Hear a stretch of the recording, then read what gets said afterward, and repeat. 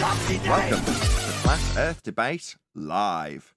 I'm your host, Nathan Oakley, and if you are new to this channel, or you've not done so already, then be sure to subscribe, hit the bell notification icon, and join button if you'd like to become a Nathan Oakley 1980 channel member and keep up to date with the Flat Earth Debate. If you would like to support the channel, there is a super chat that runs alongside each of these shows while they are live, and there's also a PayPal, Patreon, crypto, and thanks button in the info box below the video. Most importantly, if you'd like to join the discussion, simply mute the page you are currently watching, then click the link in the info box below this video to join the discussion and express your views on the nature of Earth. If you do join, please don't swear. If you do, you'll be ejected. And if you are, please don't try to rejoin the stream using sock accounts. You'll be warmly welcome back on the next stream.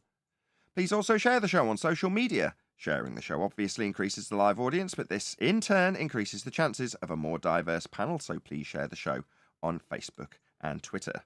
Now we are joined by 10th Man, Refracted Curvature, Neil, Eli, Arwin, Chocolate Sayin, and a whole bunch of people in our new server, which is Gilded. So welcome, one and all. Hey, I don't know about welcome. I don't know No about one's you given guys. me an invite. Go ahead. I don't know about you guys, but I'm not a guilty. Anyway, good morning, everybody. Whoa. Yeah. I wanted to say two things before we kick this day off, and something that was interesting. Somebody said an echo chamber isn't necessarily a bad thing if you're echoing the truth. Number one, and number two. Here's the thing. We argue together with each other on this live show and after the show's not, live on air. Like we argue, we talk things out, we reason till we come to a conclusion like normal people do. Then you have the other production. Can anyone remember when they're at odds, like natural human beings? Nope. Like that's not a natural thing, for people to come together under not proving anything. I don't know what that is, but Okay, I love you all. Thank you, Eli. We're going to go out through housekeeping. Fascinating. No, that was. Okay, any evidence of a physical geometric sphere edge? That's a horizon formerly known as the curve of the Earth. No. The true business. Nah, we ain't got none of that. Any evidence of axial rotation of the Earth-based variety?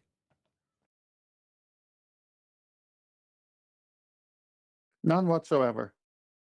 Any evidence of the distance to the sun? No.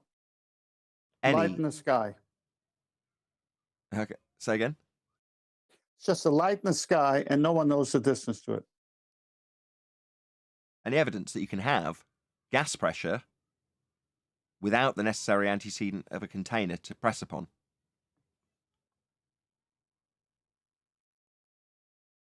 Well, that's an impossibility. You can buy a can of hairspray or get your propane tank filled if that was so. An impossibility, you say? On screen right now, we've got these high-pressure gases in a claim to be photo of our world next to a 10 to the minus 17 torr vacuum. Entropy law would dictate that the gas, the high-pressure yummy gas that we're all breathing, would fill this space. Gas expands to fill space, and this is a space. They call it space. So yeah, I have a problem with this picture. How did that hand get there? Aside from the hand, if the sky was a vacuum, then the gas we breathe would fill the space. Of course. Any evidence of a self-perpetuating molten iron core at the center of a presupposed spherical Earth?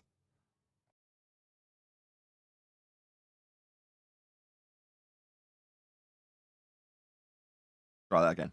Any evidence of a self-perpetuating molten iron core at the center of a presupposed spherical Earth? I was pausing to give others a chance, but no. No evidence for it. They say it is, just like the picture before showing the black stuff between the oxygen. No, I have a good idea. Let's ask the real scientists. They'll tell us. Any evidence that you can acquire an elevation angle measurement from a curved baseline? That's also another impossibility. Any evidence of the R value? That would be Earth radius. Well, I have a question on that. When you apply the Habersign formula in celestial navigation, are you applying it to the Earth? And if it's a transformative equation, why are you doing that? So your question is, if you're applying a transformative equation to Earth to transform it into a sphere, if it's already a sphere, why are you doing that? Is that me paraphrasing your question correctly? Yeah, why would you need to apply a transformative equation to the ground if it's already a sphere? That might become a Maybe housekeeping that's when question, it by the way. I becomes- just want to put you. Just about to pull you, Paul, because of all the jokes in the pre-show. Sorry. John has dropped in something that may very well become a housekeeping question. He's dropped it in so subtly and beautifully as well, but I'm gonna labour it because you did such a good job of dropping it in like it was meant to be there. I love it. So that may become a housekeeping question. I don't know if you want to repeat that, Paul. John. What are you applying the Habersign formula to in celestial navigation? If the Earth is already a sphere, why does it need to transform into a sphere? Welcome, Adam and Arwin. That would be Super Saiyan sphere. It's already a sphere, but then you got the next power up. Jesus. Okay, the next couple of questions. I don't know how long. If someone can tell me, it'd be great. These have been housekeeping questions, but I'm going to focus on them specifically at the end of this housekeeping session because they lead us into the critique, which we're going to do throughout the rest of the show. It was also done partly in the pre-show, so if you remember, you'll see the first half. If it's even that, maybe not half, but a percentage of what we'll do overall, and it may spill into the after show. We'll see. But I'll ask the question first. Any single viable hypothesis from any of the fields of astronomy, cosmology, or astrophysics? I bet you'll find a bunch of people in those fields that claim they've done science, but I don't think you'll find a hypothesis for any of them. Do you think you'd also find a similar bunch of people claiming that science doesn't prove anything? I bet you those are the same people by happenstance, huh? Do you think the people who haven't got a hypothesis, therefore haven't got any science, would be the type of people that would say, oh, well, science doesn't prove anything anyway? Well, if Maybe. you want to, hello everyone, if you want to push an idea out there and then somehow for that idea to gain traction and for other people to maybe start calling it science, and then you kind of agree that it is, then that would be the route to go. How long do you reckon we've been asking this question? A long time. Pseudoscience does not want the scientific method. So, of course, they're going to say those things because the scientific method will out them when it's applicable. So as an example, you'd have a globe believer come along and say, well, of course, we've got scientific evidence of gravity. Let's ask the question. Is there any scientific evidence of gravity? No, there isn't. There isn't a natural phenomenon. Okay, let's define a few But I terms. What is scientific evidence? Well, it starts with a natural phenomenon, something we observe in our natural world, not something we conjure, something that's observed. That's the starting point of it, and from there we try and find the natural cause.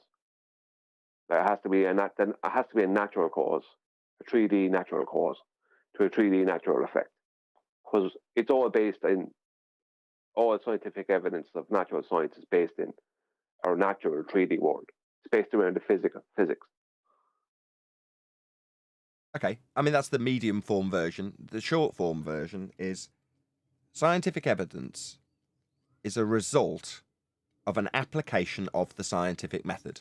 That is scientific evidence. So an application of a hypothesis and an actualization of that hypothesis. The end result of an actualized hypothesis, otherwise known as an experiment, is scientific evidence. We all clear? Well, what if I pick something up and drop it? Did you observe that to occur in nature as a naturally occurring phenomena, or was the effect synthetic?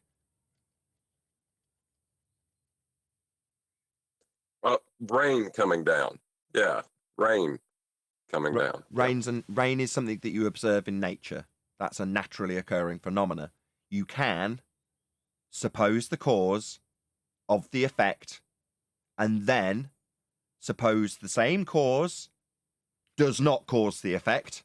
That's a null hypothesis. And then you can actualize that as an experiment by varying that which you assume causes the effect you saw in nature. And if it does, you validate your presumed cause of the effect. That would be if A, presumed cause, then B, the effect you observed in nature, in this case rain, tick, validated, proven. You also, ipso facto, because they cannot simultaneously exist together, invalidate the null hypothesis. So if A, supposition of cause yet to be validated, then not B. Well, you can't both cause something and not cause it at the same time. Ergo, you can only prove one and disprove the other. That's the only outcome. But what if I want to manipulate something that I can't manipulate to cause the effect?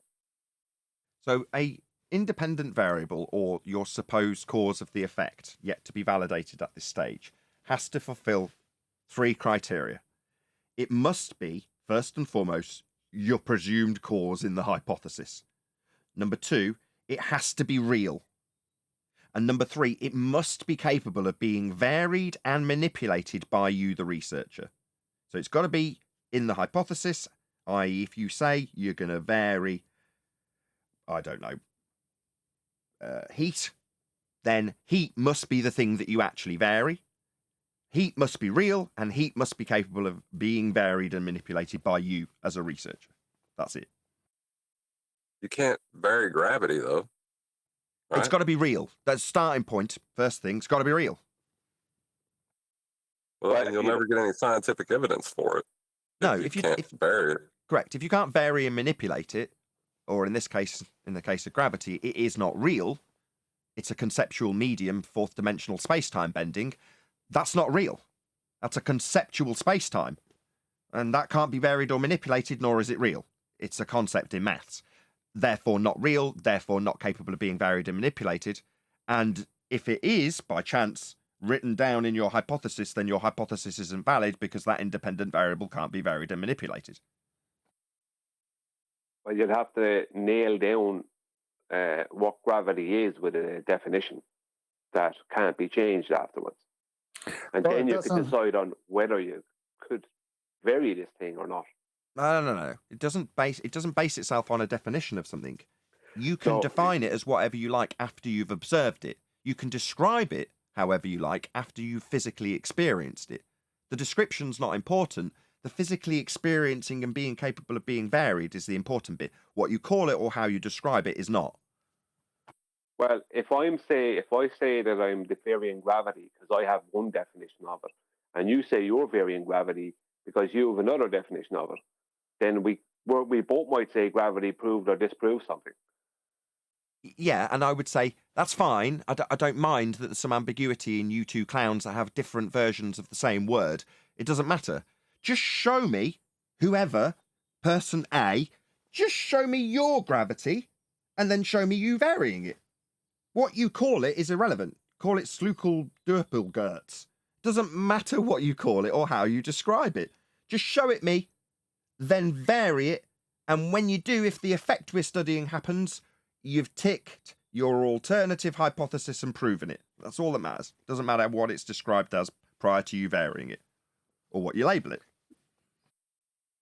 John said rain coming down. The bias there is that gravity is causing rain to come down. But the problem is, how do they get up there in the first place? So there's no such thing as that gravity That's not a problem. trying to claim. That's not a problem.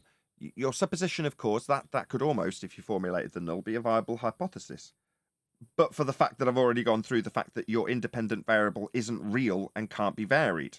So you can say, if gravity, then rain falling, or if gravity, not rain falling, but then you have to vary gravity to show if it does cause rain to fall. Yeah, that would be, you'd end up, what you would do there is you would vary weight and density. So, and then you start claiming that stop. and density. Stop. So again, I gave you 3 criteria. Number 1, it must be the thing in the hypothesis. If the hypothesis is if gravity, then rain falling, you don't then vary a Van de Graaff generator. Okay, That's I'm only correct. saying what fellas do. I'm just talking about what fellas do. You're keeping this strict to the scientific method, Nathan, and you're right there. But I was just taking what John said, and you can't even apply the scientific method to this one. No, because your independent variable must be real, must be capable of being varied and manipulated, and must be the presumed cause of the effect in the hypothesis. So, if, for instance, you suppose ether, and you're trying to validate empirically that ether causes things, then you know what you're going to need to do? You're going to need to vary and manipulate ether and show that when you vary and manipulate ether, the effect you're studying is being caused by it.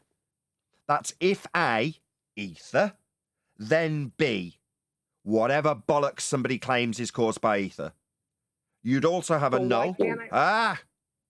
You'd also have a null if ether, then not whatever bollocks I'm claiming ether's a result of. Now, once you've got that null and alternative, you have to vary ether and see if it either does cause the effect you're studying nature, or, can't be and, or does not cause the effect we studied in nature. Okay, so we're all clear up until now. So, do we, bearing in mind we have to use the thing actually in the hypothesis, that's ether, now start varying electric currents and electric fields when our hypothesis says ether? No, we do not. That's a swindle, a con, a scam.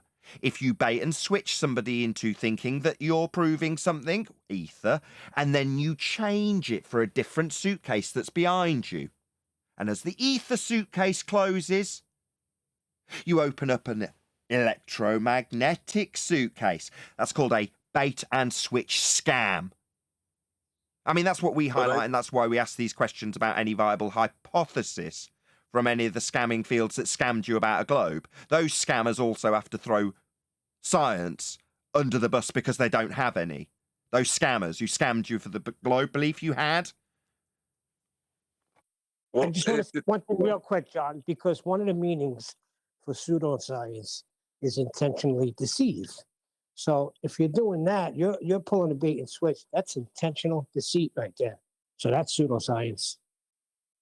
Well, if you have to do the same thing that they do with gravity and bait and switch with ether and bait and switch with it, how can you say you're any better than the people that assert it's a globe? You can't. It's much better to just silence the person that has been highlighting for many years how the magic trick of science and the words like experiment are used to con people into believing you've got some empirical proof, aka strong evidence. You can con them if you use those words, but somebody around you pointing out that those words have a meaning, like experiment, means a hypothesis test, so you better have a hypothesis. Somebody pointing that out better be silenced. Better just go on a campaign shutting up the person that's humiliating your lies and scams.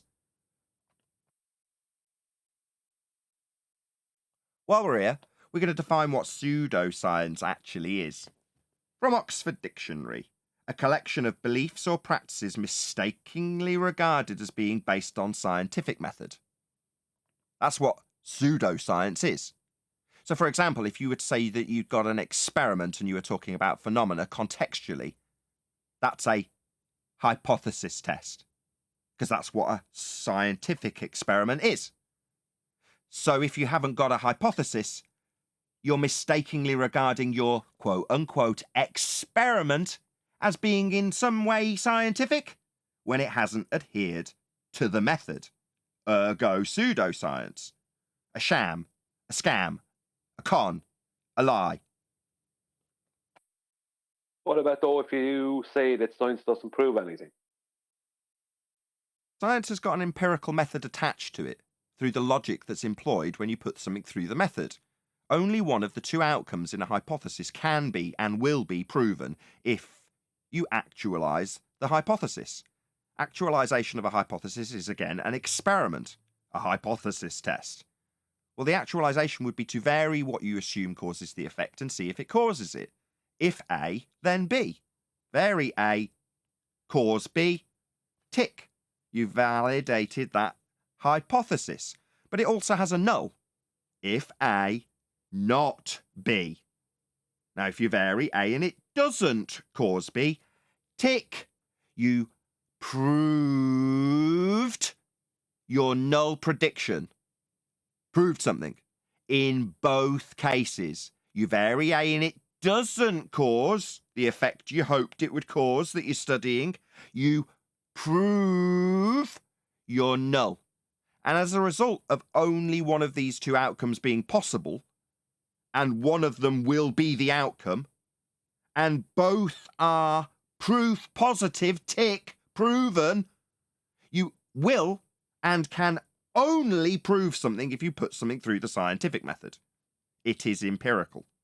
So to suggest that it doesn't prove things would require a bit of investigation. And what we have found over the many years that we have covered this is that the people who say science doesn't prove things are actually providing you with just so stories about things that they call experiments and aren't. They're just so stories based on man-made parlour tricks. And when they're shown to be incorrect, they can alter their parlour tricks and alter their stories to fit the narrative as opposed to the empirical data, the proof that you will get if you put it through the scientific method that they don't have, necessitating them to deny that science can ever prove anything.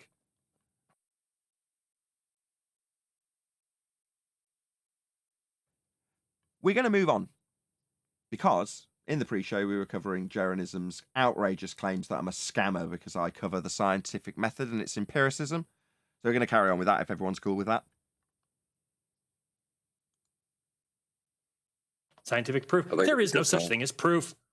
So only Nathan Oakley knows the truth about all these things. So they want to spend time on their show making fun of me because I said science can't prove things. Science cannot prove anything. How would it ever do that? Well, let me answer that question, Jaron.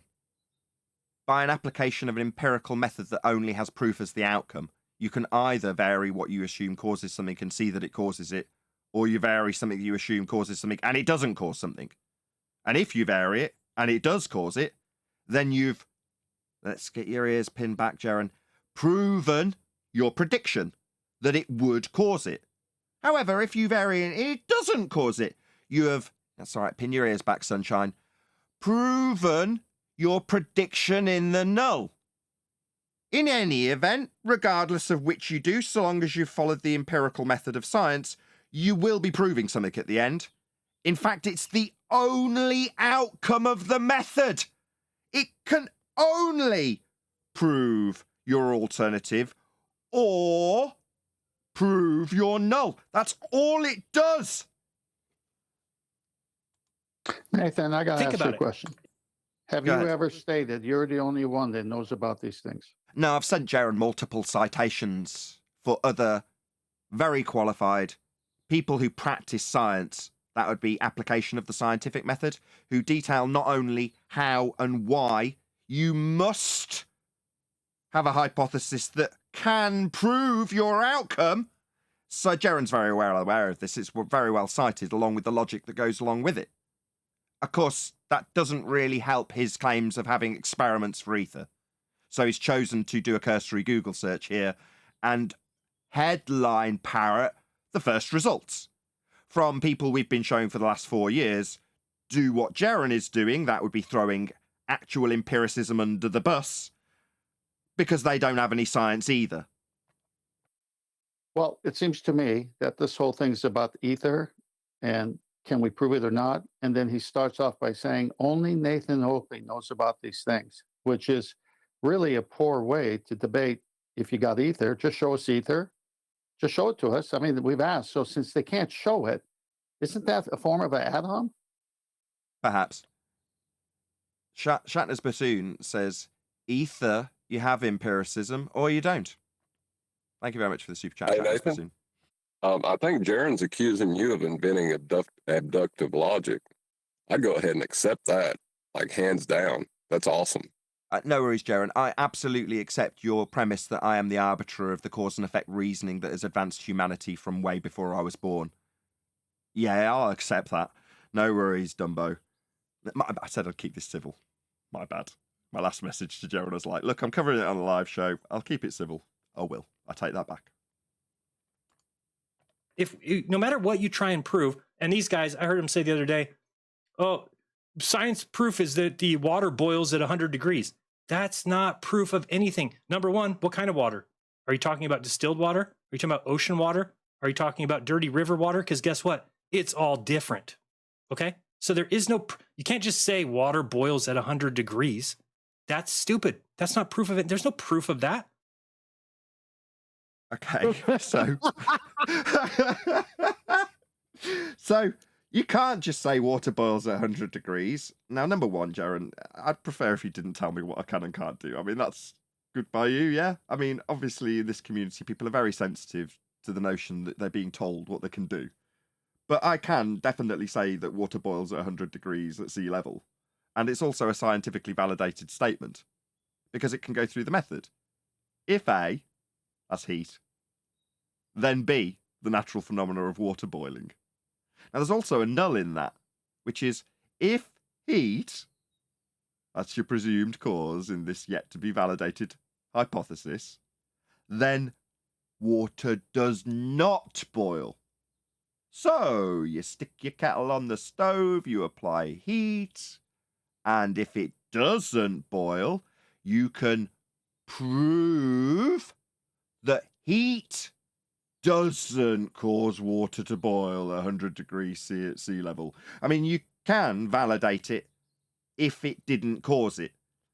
However, if you apply heat, that would be your independent variable in this supposition of cause, in this scientific prediction known as a hypothesis, you will cause it to boil at 100 degrees C at sea level. That's a proven, scientifically verifiable fact. Proof. Did you claim that muddy water or seawater, or did you just say water? I just said water. Because you didn't put a... Oh, wow. So why did he add those qualifiers on of muddy water and seawater? It's almost like he's trying to change the parameters to make the statement untrue. Well, he added them. He added them so he could then defeat them. You know, he added, could it be seawater? Could it be muddy water? Because we don't know. What we don't know now, you've introduced two different additives to water. We don't know because you added them. I see. So it's confusion because you've added extra parameters that weren't in the parameters originally for this, let's be honest, incredibly dumbed down description of how you can validate something by varying it to see if it causes something. Yeah, it's very, very dumbed down. But what we're actually doing is arguing about whether water boils at 100 degrees C or not, and whether or not people can say that. We're arguing about Jaron's permission to state that water boils at 100 degrees C at sea level. Nathan, the English are known for tea drinking. If I was to come to your home and I say, "Can you give me a cup of tea?" Would you ever say, "Well, you want me to boil muddy water? Would you like me to boil seawater? Would you like me to boil normal water from the tap?" Would you ever do that? No. Okay, enough said. It depends on exact, and then you don't know all the parameters that go into things. So nothing can ever be proven by science. So if somebody has been pointed out this, I've pointed this out to them numerous times. What do? They sit on their debate channel and laugh at me. So I know that whatever they're doing over there is perpetrating a scam. I don't All right. think this is funny at all. See, no. Wait, Hang on. Well, laughing at hold on, people QE. is While called you scam? laugh, this is the bit that has basically got me absolutely furious to the point where I'm effing and blinding him on Skype because this is an absolute outrage. What Jeran, who is supposed to be one of our own, has done here is called me out as a scammer. Now, I'm not going to be in the slightest bit ashamed to blow my own trumpet here, but I've dedicated the last 7 years of my life full time to this subject to disseminate truth to an audience in the exact same arena as Jeran. And what Jeran has done with that statement is quite literally threatened the livelihood of me and my family. That's what he's done. Now, frankly, at this point, I'd prefer Jeran just got hit by a bus. Because he's dead to me at this point. I just want him to be absolutely clear my sentiment when I said I hope you die in hell in my comments to him. He's dead to me. What he's done is, because he's wrong about something, or even if it was a difference in opinion that we could discuss, he has decided to label me as a scammer. Now, in reality, he's doing that because we're pointing out the fraud scam that is a claim of an experiment without a hypothesis attached. And he's projected that scam directly onto me. That's an absolute outrage. It's disgusting. I'll read out these super chats after a few comments. I'm sure you've all got something to say. Can you replay that part again? Because I wanted to say something. Water boils at 100 degrees. That's stupid. That's not proof of it. There's no proof of that. It depends on exact, and then you don't know all the parameters that go into things. So nothing can ever be proven by science. So if somebody has been pointed out this, I've pointed this out to them numerous times. What do? They sit on their debate channel and laugh at me. So I know that whatever they're doing over there is perpetrating a scam. Okay.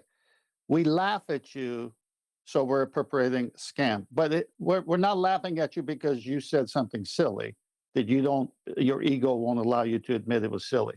So because we laugh at some words that came out of your mouth, we're perpetrating a scam. This is so low, so ridiculous. Come and prove it, and we'll take back the laughing words. Or is laughing words. I don't know what it is. The whole point is we're not laughing at you as a fellow flat earther. We're laughing at the statement that came out of your mouth that you can't prove to this day. And then now you come and say we're scamming. The statement, in case there's not clarity being given to that, the statement is that they've got an experiment for ether. It's quote unquote strong evidence. That's proof, by the way, by definition.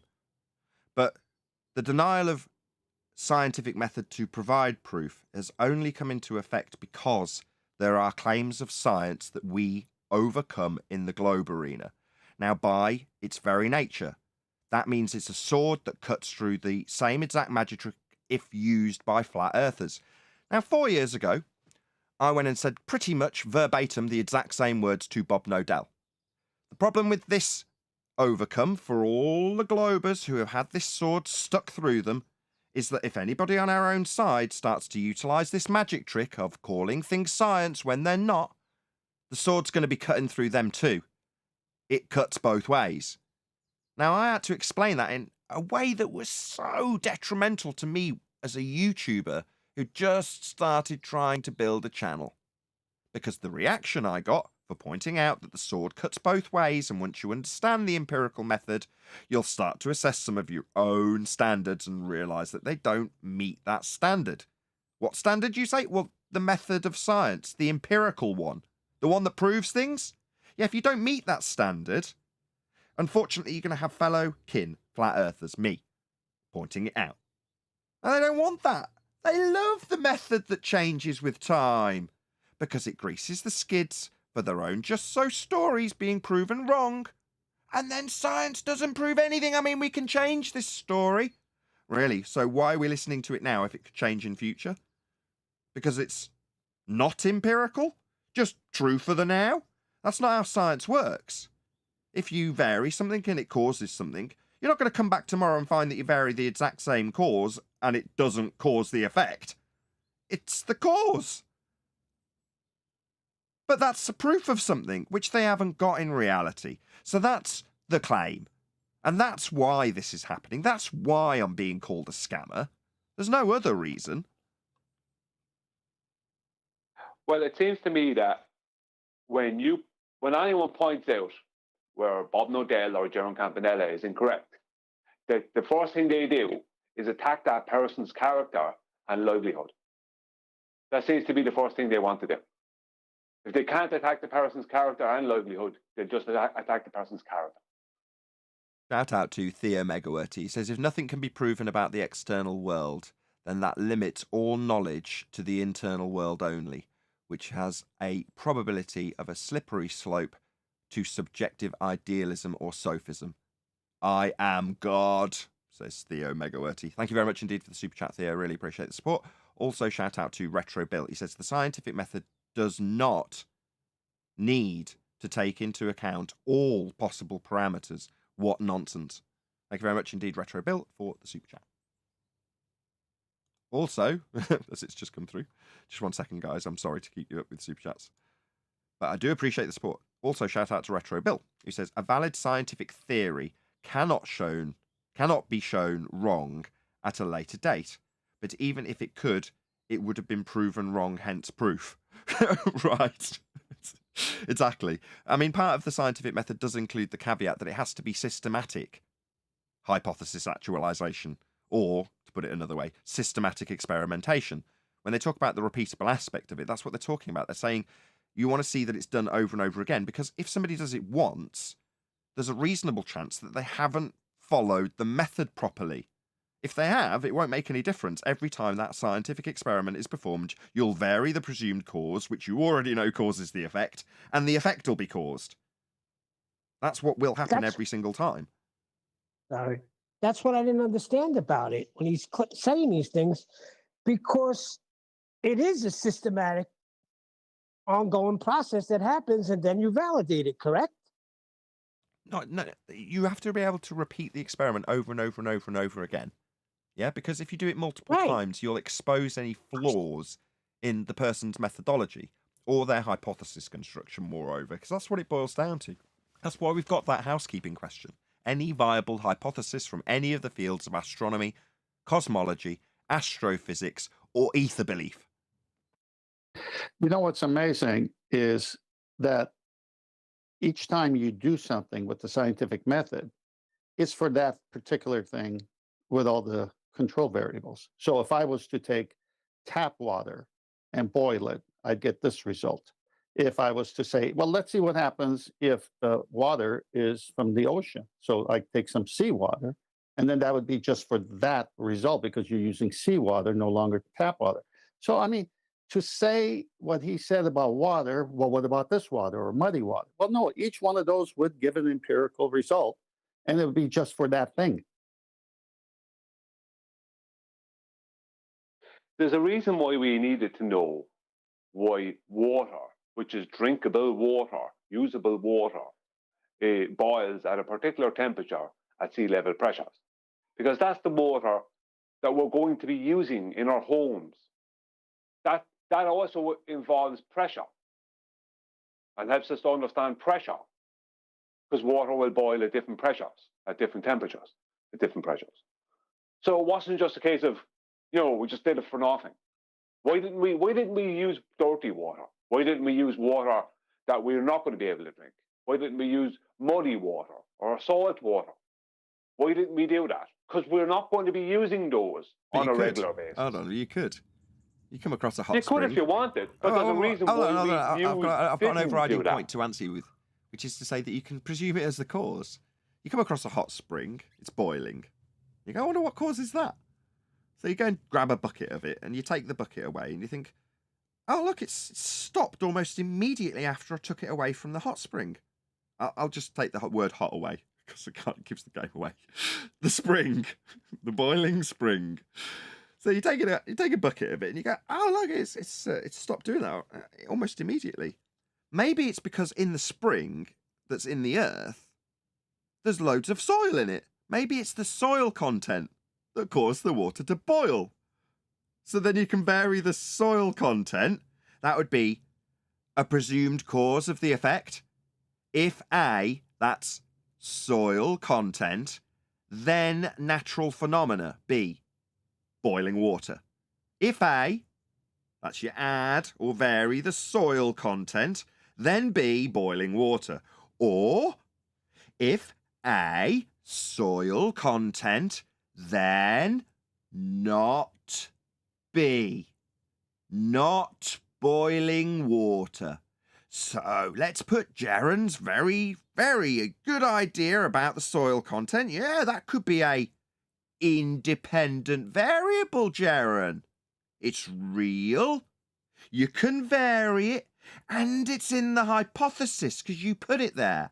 What about the soil content? Yeah, you can vary that. And we're going to do that right now, aren't we, lads? We've all got our buckets ready with our soil, is that correct? Yeah, we have.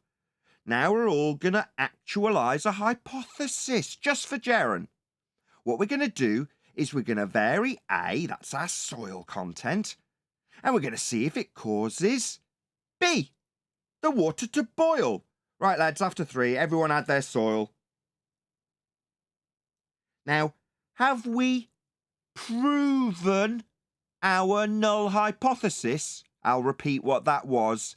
If soil content, then water, not boiling. Did anybody get the water to boil to confirm the alternative? No. So, did we prove our null? Yep.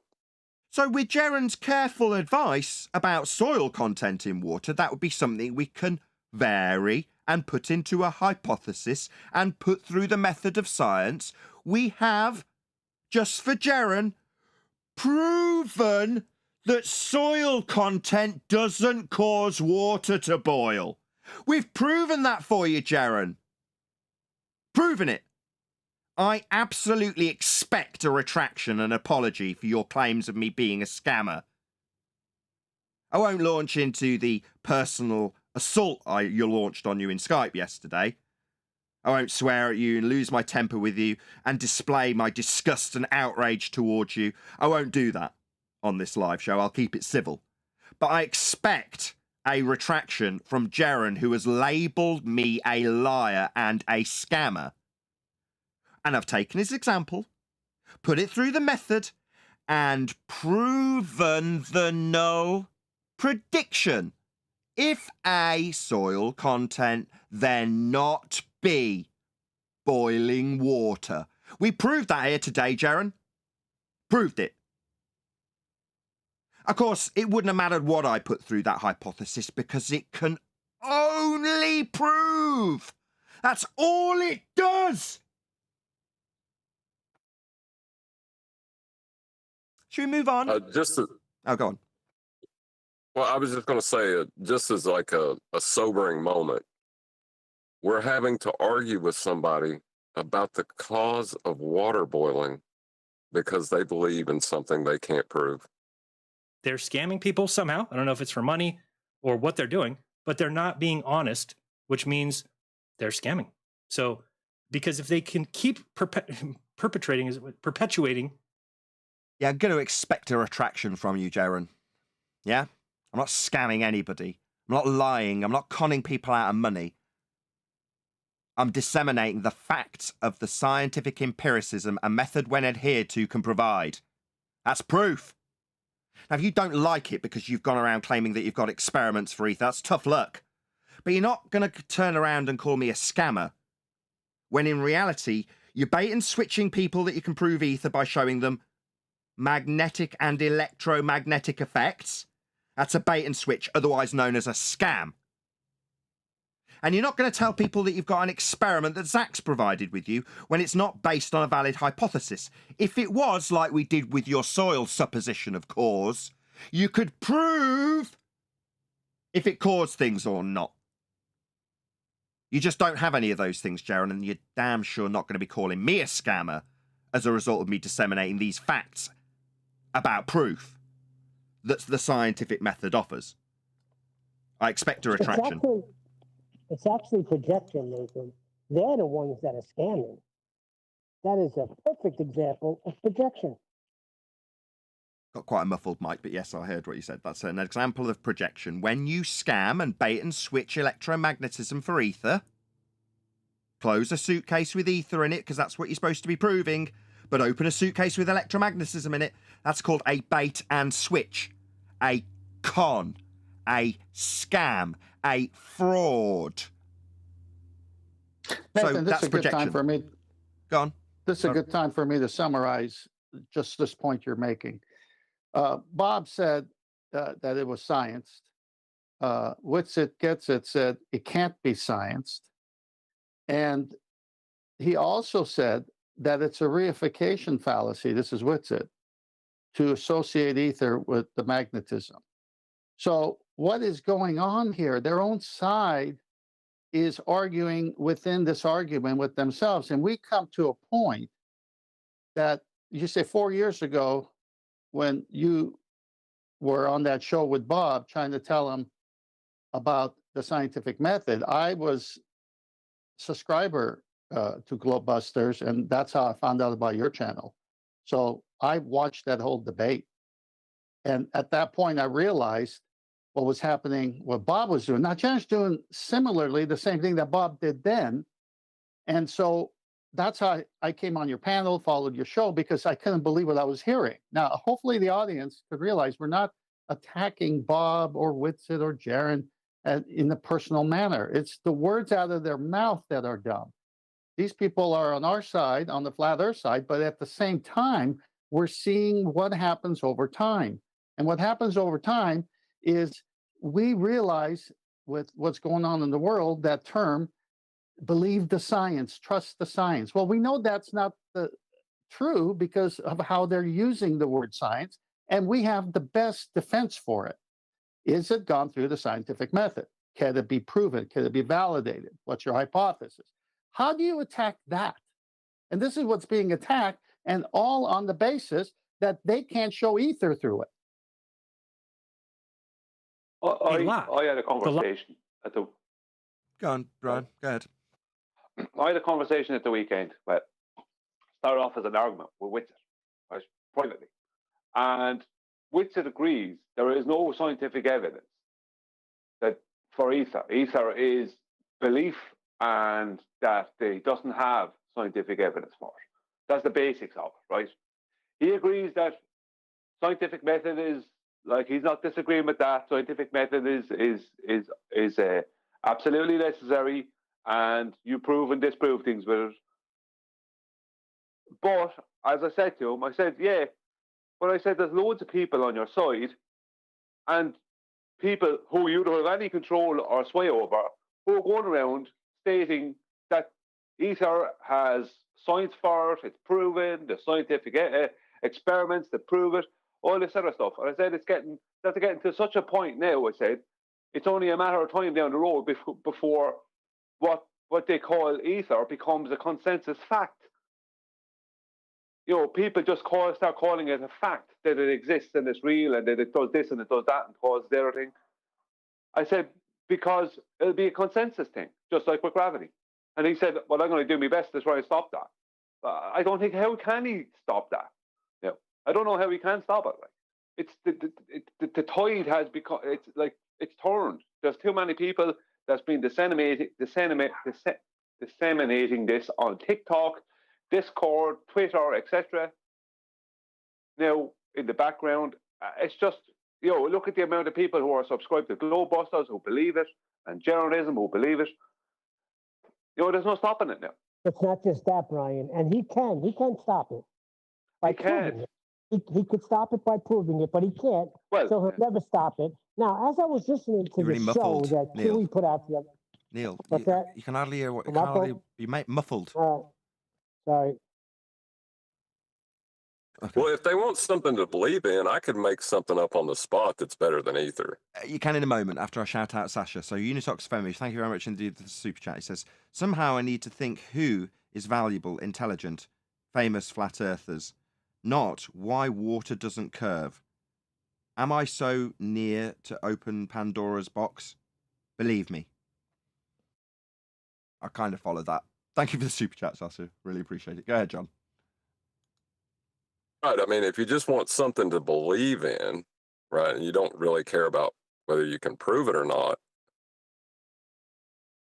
I can make up anything. And I've been working on something. I don't know if I should do it in the live show though. Hey, Because I go don't ahead. know if it would be. No, feel free. Feel free. But so long as what you've been thinking about gets labelled with theory or experiment. Oh no, there's none of that. It's a conceptual solid background that pixels appear in, so that I can explain particles with it. It's a solid background, right? Like a TV screen. It's pixel theory. So I can explain photons and electrons with it.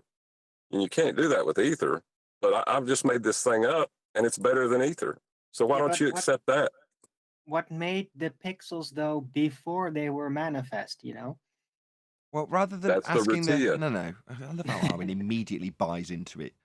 No, you don't ask questions within the parameters of the notion that's been postulated. Number one, it's down to John, his burden. He can prove it if he's already disclaimed this is nonsense he's making up for juxtaposition purposes.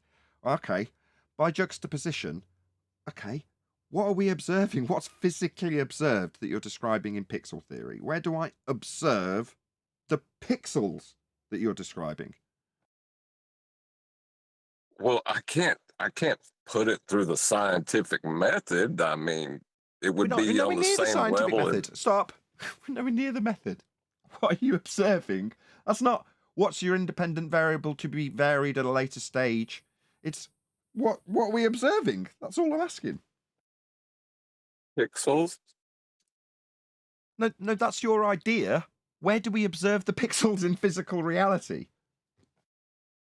On the photographic plate. There you go. So what you're saying is what's on a photographic plate is a pixel. Sure. Profound.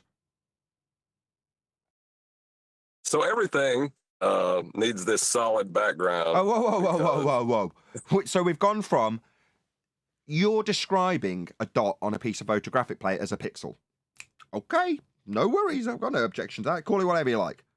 But now you're saying that the medium you described earlier as solid is as a direct consequence of you showing me a bit of light on a photographic sensor or plate.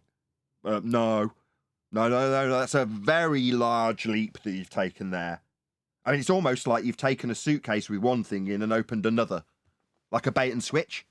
Suddenly we're talking about something that's got absolutely nothing to do with a dot on a photographic plate, aren't we? This background medium that's responsible for that dot on the plate?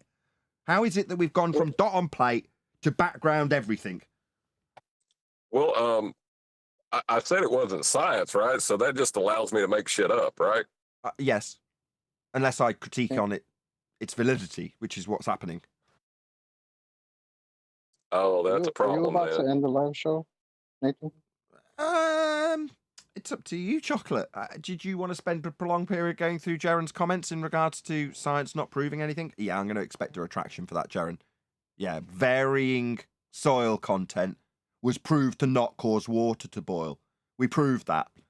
Yeah, a retraction's definitely required. Yeah, whenever you like, Chocolate, we can go through this indefinitely or, well, till the end of his statements of relevance. I just got, I got a couple of things just to point out that just kind of confused me. So I was wondering if we could go through it. I posted a clip. It's in the war room. The last clip that I posted.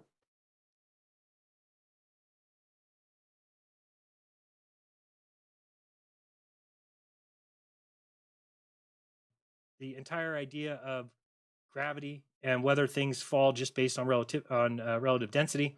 Well, we've now seen with the Van de Graaff generator that you can adjust something, whether it floats or sinks based on its electrical potential. And so therefore it makes sense to me that, oh, well, the electricity could set the down direction. Everything else is handled by density and buoyancy. So it's not even really worth talking about the electrical part, because that just sets a down direction. That's it. Everything else is handled through density.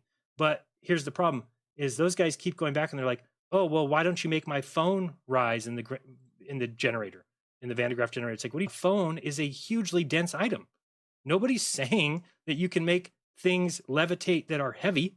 That we're talking about little things like you put a piece of paper on the ground, then you turn on the generator, it creates an electrical field, and then the thing floats. Well, that's a tiny piece of paper. But what you did by making it float is you adjusted it. We can say, not proof, that it could set the down direction. So why would Flat Earth Debate be so against that idea? Why not? Wow. I mean, this one, if I may, Okay. Nathan. Well, let Chocolate go first, but yes, 10th. Okay. So in that clip that you just heard, he said a couple of things that I don't know, made me scratch my head a little bit. Number one, what's graaff? I don't know what that is. No proof for that. Oh, I forgot. We can't prove things anyway. Okay. Number two, the quote that he said, where he says, it's not even worth talking about the electric part, because that just sets the down direction. Everything else is handled through density. Okay. So they're mad at us because we don't talk about the electrostatic part. But here he says it's not even worth talking about the electric part, because that just sets the down direction and everything else is handled through density. So you're mad at us for talking about the thing that you just said is not worth talking about. Wait, what? Okay. He said it set the down direction, so No, he can, no, he no, can no. literally. Yeah, we'll come to that I'm gonna get afterwards. to that. Stop. I'm just going to reiterate Chocolate's point. What Chocolate's saying is, the critique is that we're not looking into the electromagnetic presupposed forces that control everything. That would be down. Something that they're saying is universally applied to everything always. Releases helium balloon, watches steam rise, etc., etc. Yeah, we can overcome that. We have to do the same thing when, I can't believe I'm saying this, the ball believers claim gravity like you are. But that aside, Chocolate's point is that he's saying that's not even important. In fact, not even worth talking about. The thing that controls everything else, and now this bit is scientifically validated, is the density. Right, relative to the medium, like Anthony Riley showed, you mean? And then he reiterates that that's what's actually controlling the vector.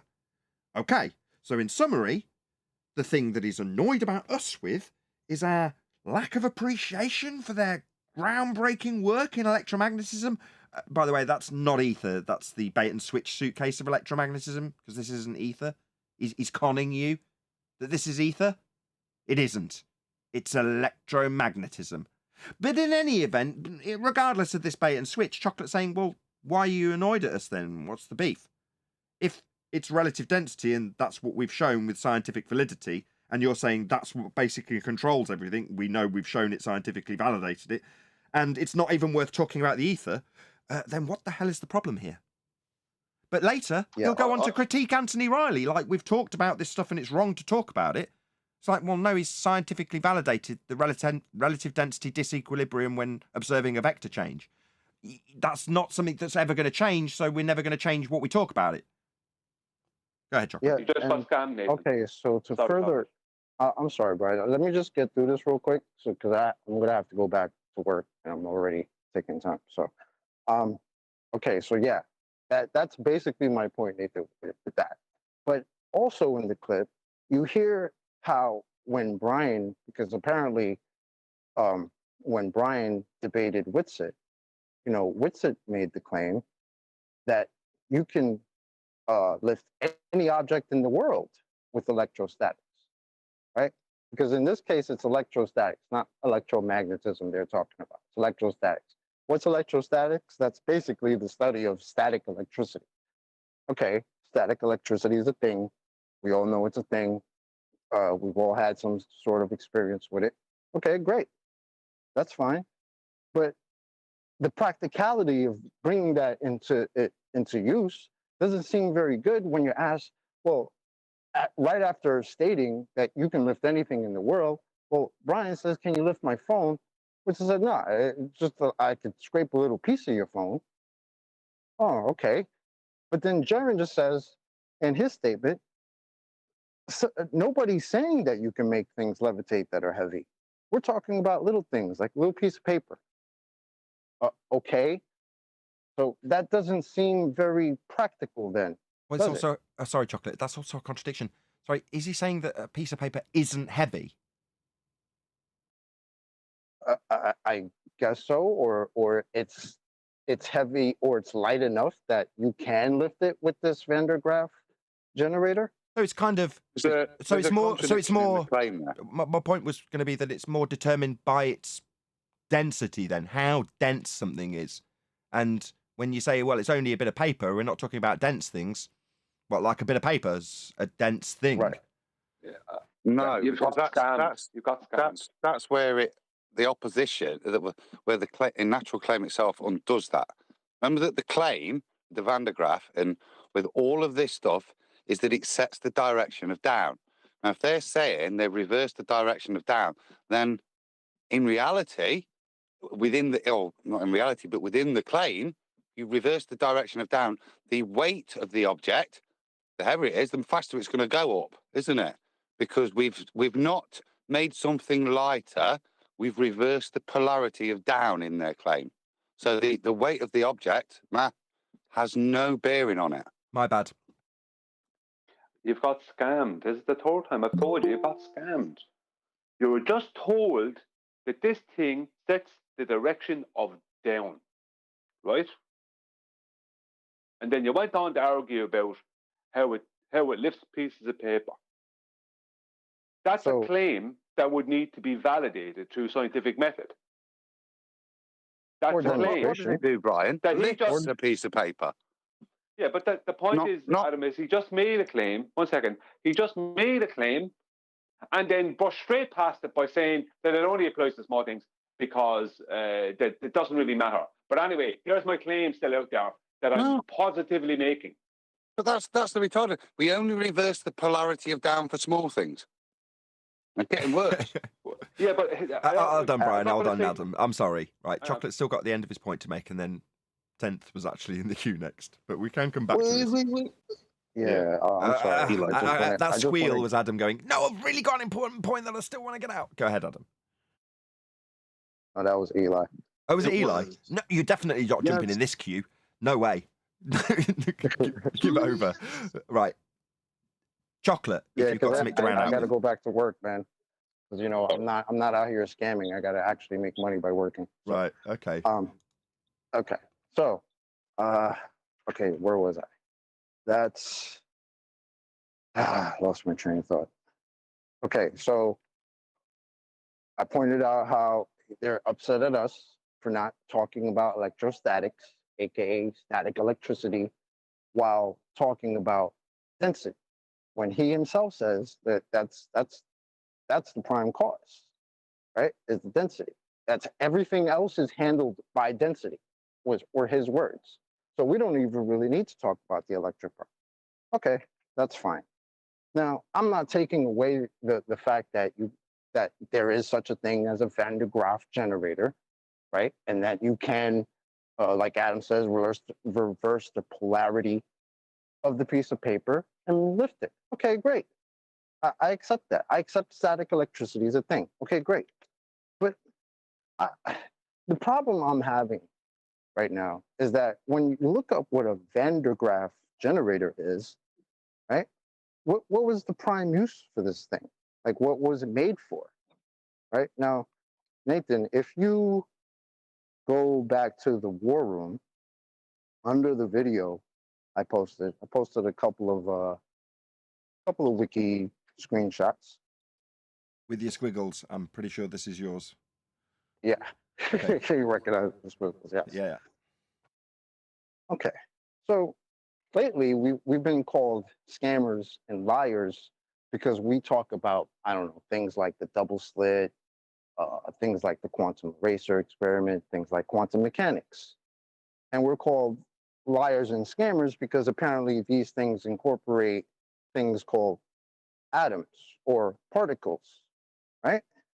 Okay, that's fine. I accept that you want to say that that's pseudoscience and therefore we can't talk about such things. But when you go to the Van der Graaf generator, if you've got the first slide pulled up, let me read this. The Van der Graaf generator was originally developed as a particle accelerator for physics research, as its high potential can be used to accelerate subatomic particles to great speeds in an evacuated tube. It was the most powerful type of accelerator until the cyclotron was developed in the early 1930s. Van der Graaf generators are still used as accelerators to generate energetic particle and X-ray beams for nuclear research and nuclear medicine. Okay. So the very original development of this thing was based on the very foundation of something we're being called scammers and liars for talking about. Okay. So if you can go to the next one that I posted. Am I still here? Can you guys still hear me? Yeah, we're following along, and I've put the next slide up. Van der Graaf generator, the internal motivation. Okay. Go ahead. All right. So another citation from Wiki. The initial motivation for the development of the Van der Graaf generator was as a source of high voltage to accelerate particles for nuclear physics experiments. The high potential difference between the surface of the terminal and ground results in a corresponding electric field. When an ion source is placed near the surface of the sphere, typically within the sphere itself, the field will accelerate charged particles of the appropriate sign away from the sphere. By insulating the generator with pressurized gas, the breakdown voltage can be raised, increasing the maximum energy of accelerated particles. Okay. So go to the next slide, if you can, please. Yep. So Van der Graaf generator uses accelerating electrons to sterilize food and processed materials, accelerating protons for nuclear physics experiments, producing energetic X-ray beams in nuclear medicine, physics education, and entertainment. Okay. The Van der Graaf generator was originally developed as a particle accelerator for physics research, as its high potential can be used to accelerate subatomic particles. See, that word seems to be coming up again and again and again in the use of this device. So what's a subatomic particle? If you go to the last slide, what's a subatomic particle? In physical sciences, a subatomic particle is a particle that composes an atom. According to the standard model of particle physics, a subatomic particle can either be a composite particle, which is composed of other particles, for example, a proton, neutron, or meson, or an elementary particle, which is not composed of other particles, for example, an electron, photon, or muon. Particle physics and nuclear physics study these particles and how they interact. Anybody getting the gist here? Yeah, we hold over the coals for an adherence to these conceptual descriptions. When we don't adhere to them or reify them, we use them as the conceptual descriptions they are. But I seem to remember pointing that out about 11 times to Witsit Gets It, because he was hauling me over the coals for being a atomist.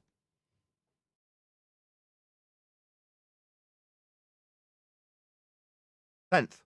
Sorry, I just got a call. I didn't hear anything in there. It's 10th in the Eli. Oh, sorry. So just to summarize, because I have to run now. I got people calling me. It's pretty sad to me that we are sitting here being called scammers and liars by guys that were originally on our side because of the use of words like photon and electron, which seems. But the very but the very device, can you guys hear me? Yeah. Yeah. Yeah. Yeah. Okay. But the very device that they want to bring up, for some reason, that is based, the foundation, the development, the invention is based around the same thing that they're calling us scammers for. So that's pretty hypocritical, if you ask me. And again, not taking away that you can do something with this Van de Graaff generator. Okay, great.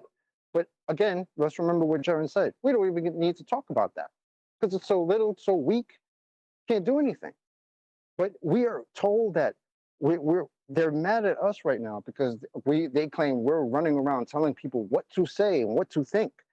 Well, you're telling me that if I manipulate the density of a medium and put an egg in it, I'm not allowed to just say that that's what I manipulated. I have to say I've manipulated the electrostatics, even though that's not what I manipulated at all. You don't find that to be type funny? Well, I do. And I don't need you to tell me what to say, what to think, especially when you yourself said it's not worth talking about. Might want to watch that. You also can't say that water boils at 100 degrees. You can't just say that. According to I'll Jaron. say what I want. Thanks. No, you can't. You're not allowed. Anyway, 10th, go ahead. Yeah. All right. You know, Thank you, this- Nathan. I'm done. Excellent Thanks, work, Chocolate. Excellent. If it's so real and it's all around us, why do you need a Van de Graaff generator to show it? Why, it shouldn't be, it's all around us. Put a piece of paper on your kitchen table, close the windows and doors so you can't say it's the wind, and let's see how long you're going to sit there and stare at it before it floats. It might, sorry, Ridiculous. even if it does, we're getting confused. Sorry, which suitcase are we looking at again? Well, that's my point. My point is you have to do this within a closed situation and introduce something that you say is already all around us. Well, if it's already all around us, pieces of paper sitting in rooms that ceiling fans are turned off and no wind coming through the window, it should be happening all the time. Yeah, it should. But if you break this down into the actual supposition and cause and effect relationship that's being asserted, you've got electromagnetic field, then in this case, light item moves. Okay? So we've got electromagnetism as the claim cause. That would be what the Van de Graaff generator is doing. You asked what it's doing, what it's showing. It ain't showing ether. But somehow the people in the audiences who are listening to these sorts of examples have it in the back of their mind that this is somehow showing or proving ether. No, it isn't. That's a scam, a bait and switch scam, where they talk about ether, but it's actually just presupposed to be the background medium of everything when they show you something that's not ether. That's a bait and switch, a scam. You're right, but I'm doing it for the average ordinary day person, that this ether is all around us, and what we should all be observing in the natural world is this thing that's happening within this contraption called the Van de Graaff generator. Now, it's not. And when he was with Brian, Whitsitt says it's a very negligible force, like Chocolate was saying. But we don't need to deal with that, according to Jaron. Let's get on to this other thing. I mean, just someone has to use their brain cells and connect the dots here. It's very simple. Thank you for the work. Brian, go ahead, and then Eli. Go ahead, I have a lot of noise. I'll get it back later, don't worry. Go ahead, Eli. All right. Again, I love everybody. Everybody knows that.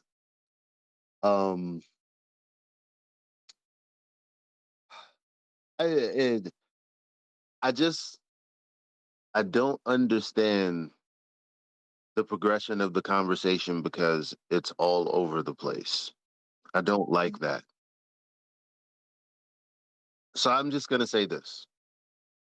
If talk about the ether isn't science, if it's a straw man, if it's suggested that that's your position and it isn't, and if it's just a logical framework for how we talk about it, then why are we talking about examples of things that show that exists? Well, like experiments. Oh, you need to grease the skids of a Just So story, Eli. You need to give the impression that you've got empiricism and scientific validity. So therefore, you're going to pepper this nonsense with words like experiment. I mean, is it a reasonable?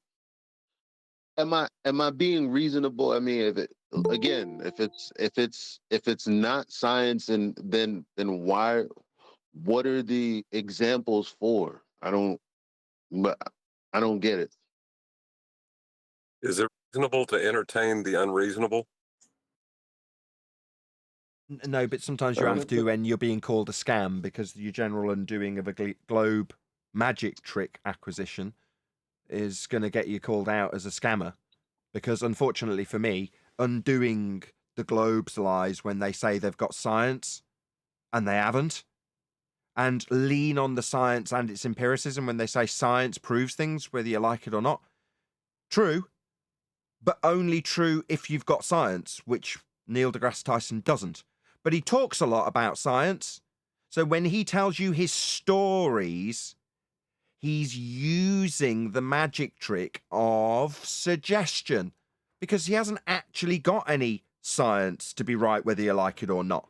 But just in saying it, you'll believe he has.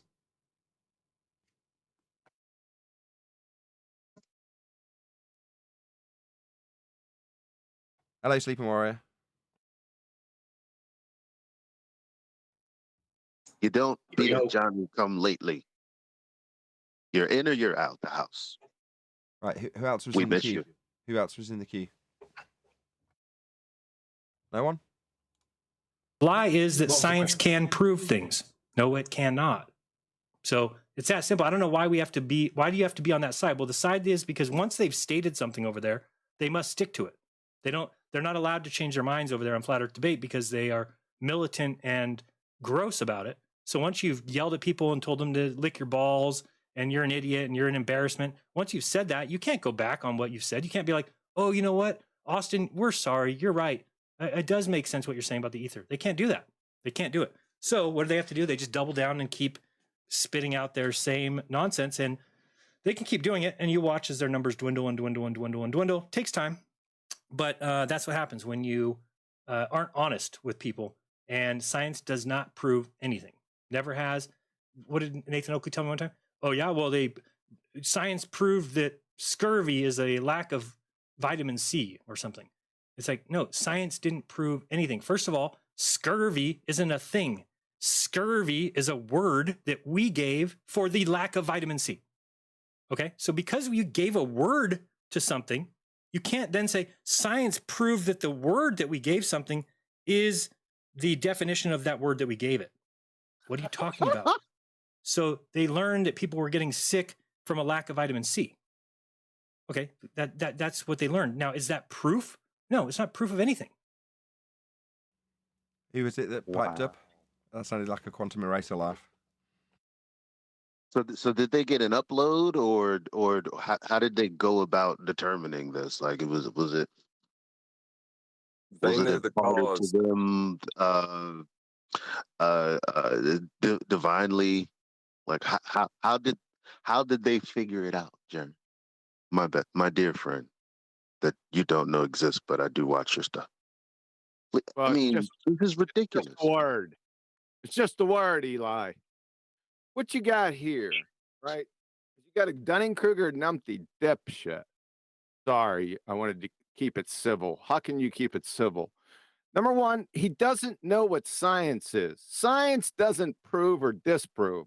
Scientists using the scientific method prove or disprove. He doesn't know what the word science means. He doesn't know what the word natural science means. He's confusing the pseudosciences with the actual sciences. He doesn't know his ass from a pipe wrench. It's just jumbled, garbled, Dunning-Kruger. It's like listening to Elmer Fudd give the keynote address at a metabolic pathway convention. This is the point that we're at. He's a fucking clown. Okay. So now, just is let it him strong No need. evidence? Yes. Of course, things are strong evidence. I'm not saying, by no means am I saying that with scientific tests, you can't get very strong evidence that appears in every fashion to be what you would call proof, but it doesn't prove things. So to walk around and say science proved this is just it's ridiculous. Yeah, it is. He doesn't know that he even doesn't know what the definition of evidence and proof is. We're at this level. So we need to have him define these terms. Also, I would like these other terms defined also. Electromagnetism, magnetism, electrostatics, and static forces. I need those terms defined by these monkeys. Then you're going to see the game. You're going to see the Elmer Fudd at a metabolic pathway convention. That's what you're going to see. Good. That's it. Can't get very strong evidence that appears in every fashion to be what you would call proof, but it doesn't prove things. So to walk. Okay, so he says you can get strong evidence, but you can't get proof. And QE has said, well, why don't you go and look at what evidence is? So let's have a little read from Cambridge Dictionary. Evidence, noun, anything that helps to prove that something is or is not true. Let's read that again, just for Jaren. Yeah, I'm going to be wanting that retraction, Jaren. Evidence, anything that helps to prove that something is true or not. Walk around and say science proved this is just it's ridiculous. How could science prove anything? Did the experimenters know all possible scenarios and all possible conditions? Of course not, right? Like there could literally be, so let's think about like so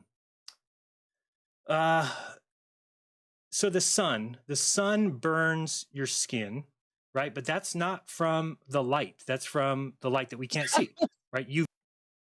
No, it's Kiwi, just out of interest, have you still got the pink writing to hand? Because I heard a natural phenomena there, didn't you? I can't find it right now. Okay, I just woke up. Just play along. Did we all hear the statement of a natural phenomena? Sunburn. Skin burning. Skin burning. Sounds pretty natural to me. Check out that guy over there. He's been out all day and his skin's bright red. Bright red skin. Phenomena. We all in agreement this is a natural phenomena? You mean light has energy? Whoa. Easy now, Tiger. Is this a phenomena? Could we call this a dependent variable? Sunburn? Yes. All right, let's see what else Jaren's got to say. UV rays. So imagine back in 1600, these guys were walking around and they wanted to do an experiment of why people were getting sunburn. Oh, so we better define what an experiment is then. Right? So they're in 1600, they've seen the pink skin and they want to do an experiment. Well, an experiment's a hypothesis test, Jaren. So you'd need to suppose the cause of that effect and then vary it to see if it causes it. That's half of a hypothesis in full construction. It's called an alternative hypothesis. If A, then B. B is your dependent variable, and that would be red skin, burnt skin, whatever you want to call it. Doesn't matter what you call it. All that matters is that it's an effect that we observe in nature that we want to know the cause of. So we've got our dependent variable, and we're going to do an experiment, according to Jaren. Now, a hypothesis test needs a hypothesis, so we're going to need to suppose the cause of the effect, so we can have that effect as A, and have the hypothesis as if A, then B. And also a null, which will be if A, not red skin. Let's see where Jaren goes from here. And so they did a little test and they figured out that the sun is what's burning people's arms. And they said, oh, light then. Sorry. They figured it out. They did a little test. What, they varied exposure to sunlight and figured out that that was the cause? Is anybody else on the same wavelength as me when I say that Jaren's just affirmed that you can vary a presumed cause of an effect and validate it as the cause of the effect? Is it just me, or did he just prove that the sun causes sunburn? Nope, I'm with you. Yep. Would Well, in anybody, the title would of the anybody on the panel agree that that did not prove that exposure to sun causes sunburn. Kind of giving it away in the title of Sunburn, ain't you? I said red skin initially, but obviously we all know what we're talking about, and you can vary how much exposure to sun you have. It's real, it's capable of variation, it's the assumed cause in the hypothesis, and we vary it, and the effect is caused. That would be a tick next to if A, exposure to sunlight, then B, red skin. Now, obviously, we're going to keep everything else held constant, because that's what you do in the method. It's called an independent variable. It will be the only thing varied. And if upon variation with all else held constant, we see the effect, then you've proven that causes the effect. Are we all clear, or am I missing something? Well, we could build on this knowledge too, couldn't we? And from that decipher what kind of light causes the sunburn. But that would be like built upon that, right? That would be built upon it. It'd be like you seeing men come back from sea with a sickness and saying maybe it's the amount of seawater that they're exposed to, and varying the amount of seawater they're exposed to and seeing if that causes the effect. And when you vary it, they aren't getting scurvy, so you prove seawater does not cause scurvy. You put a little tick because you proved it when you varied it and it didn't cause it. Now, you could also look at their diet and say, I wonder if we give them some oranges. That will suppress the effect we observe in nature that we've called scurvy. I mean, they've called it scurvy even though we haven't got a lack of vitamin C established as the reason they get this yet. I mean, Jaron doesn't appreciate that. He thought that when they defined it as being scurvy, dictionary writers came up with the cause when they defined the word. They didn't. That's moronic. You'd have to know that a lack of vitamin C causes this effect. The name has no bearing on that information. However, you could vary their fruit intake and find that when you varied the fruit and type that they intake during their time at sea, they did not come back with scurvy. Now, you wouldn't know anything about the constituent parts of the fruit, but you damn sure know that when you give it them, they don't die. When you do give it them, they die. Oh, vice versa. I messed that right up. I'll start that again. If you do give them the fruit, they don't die. Therefore, they're going to pretty much every time opt to take some fruit with them. But you could expand upon that knowledge and figure out that the constituent part of the fruit you're giving them is X. And then you give X a name. You give it a category, like a vitamin. And you give the vitamin in the category a letter. You call it vitamin C, because it happens to be the third one you've discovered, or labelled arbitrarily. It doesn't alter the fact that the effect you observed and the cause thereof, in this case, the lack of vitamin C, has been established when you just varied the fruit intake. The extensive knowledge that you might acquire thereafter doesn't change the cause and effect relationship. If no fruit, that could be slightly ambiguous because there's other things, but in the context of keeping things consistent, then scurvy. If fruit, limes and oranges, then no scurvy. So that isn't something that's ever going to change, ever. Regardless of the names you give these things, regardless of calling it scurvy or calling it men dying at sea when they come back in poor health. A long string of words doesn't change that. Saying they come back and die doesn't ascribe any causal link to it. And when you find the causal link to be fruit intake, that doesn't tell you that vitamin C, the further explanation into the cause, was the reason they did not die. That's still science. You vary something, you see if it causes the effect. You have a null. That's all science is. That's all it does. It's all it can do. Any other comments? We'll carry on with Jaron's words, if not. Yeah, I have, is basically going off of what John Campanella says. Vitamin C is not proven to exist.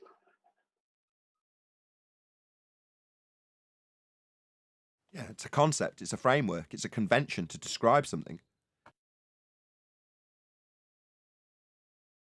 Yeah, it doesn't exist though, according to him. And it hasn't been proven that vitamin C is found in large quantities in things like oranges and limes. I got a couple of things I want to address, if I can. Yeah, go ahead. What's up, Sleeping? One of the most important things that I heard when I was listening to Globebusters was when Bob used the egg example that I used myself, and he said, well, the egg will start moving all by itself when it starts to decompose. It doesn't need to have anything changed. And I think it was it Flatzoid that was in there. He said, isn't that demonstrating relative density? Because the gases that are created by the rotting process change the density of the egg, but the medium is still changing. And Bob just completely ignores that. I just want to point out, because that is proof that relative density is the cause of the acceleration, because the gases are changing inside the egg, Bob, and it is changing the density of the egg. What's the problem with that? Why is it that you ignore that?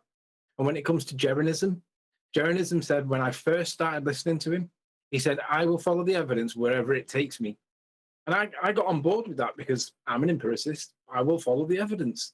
But when it comes to demonstrating the cause of the effect, we have a definition for that. It's called the independent variable. And it is the thing that we manipulate or vary to prove the cause of an effect. When Jeran says science can't prove anything, what he's actually doing is denying science. Because as Nathan's pointed out, we prove that, in that case he gave, was soil did not cause water to boil. Soil did not cause water to boil. So it did prove that soil was not the cause of water boiling, Jeran. And you are expected to retract and apologise to Nathan. He is correct. Science does prove stuff. The reason why you're saying that, Jeran, is because you realise that the stuff that you're pushing with Bob Nodell is woo-woo. The ether argument. What is the observed phenomena? The claim is that there is some kind of a bias, some directional bias. Well, I've asked Bob to demonstrate that, and now he's come back with a Van de Graaff generator, right, which generates thousands of volts but very little current. It's akin to lightning. Nobody denies that the high voltage of lightning can cause things to move, because we can see that. We see it strike buildings and the tiles all explode. But is it causing the directionality that he claims? Jeran claims that nobody's saying that it causes like big things to move. Well, we're saying that it fails to cause big things to move because it is disproportionate to mass. At least gravity, as in Newtonian gravitation, is proportionate to mass. That makes all masses, regardless of how big or small they are, accelerate according to their nonsense that's been replaced. But at least it was proportionate to mass. When Jeran says, nobody's saying that it causes big things to move, it just gives the vector. Well, if it doesn't cause big things to move, then it isn't giving any vector, is it? It's failing to give a vector, Jeran, because it is not the cause of the acceleration that you just insist must be there. It's proving that it's not the cause. And I did that test because Bob would not do it. I got the egg in a state of equilibrium, and I passed a current through the medium to see whether or not the egg would accelerate. Okay, I only did 12 volts or whatever the circumstances were, but it didn't do the thing that you claim it did, Jeran. Bob, Whitsit, whoever is in that clan, it didn't do the thing that you're claiming. Why did it not do it? Because the egg, even though it's in a state of equilibrium, has got more inertia to resist acceleration from the little tiny charge that does cause movement, but it's fractional, negligible. It's almost not there. That's why you can only get a fleck of paint to move.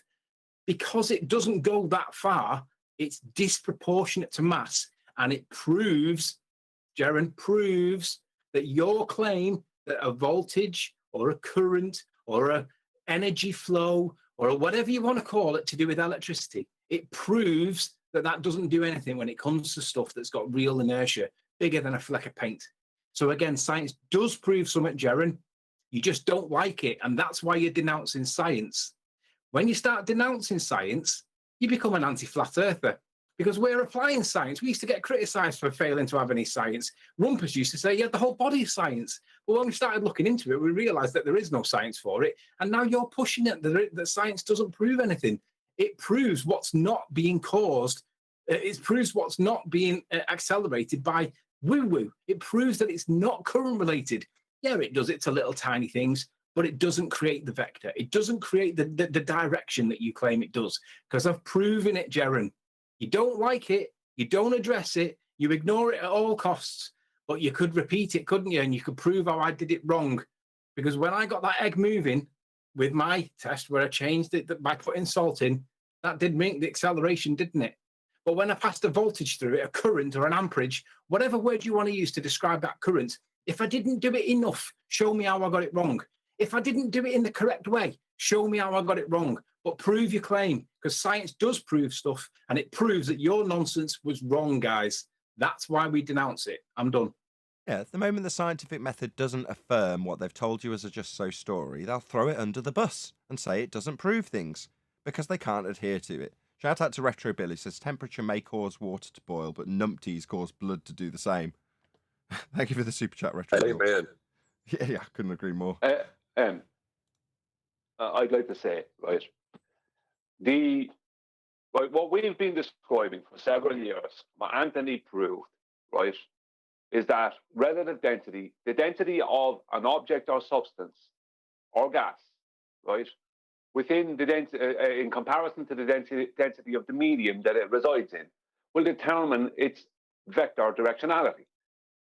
Now, they have a Van de Graaff generator, something that generates a static electric effect, that it requires a lot of power to do this.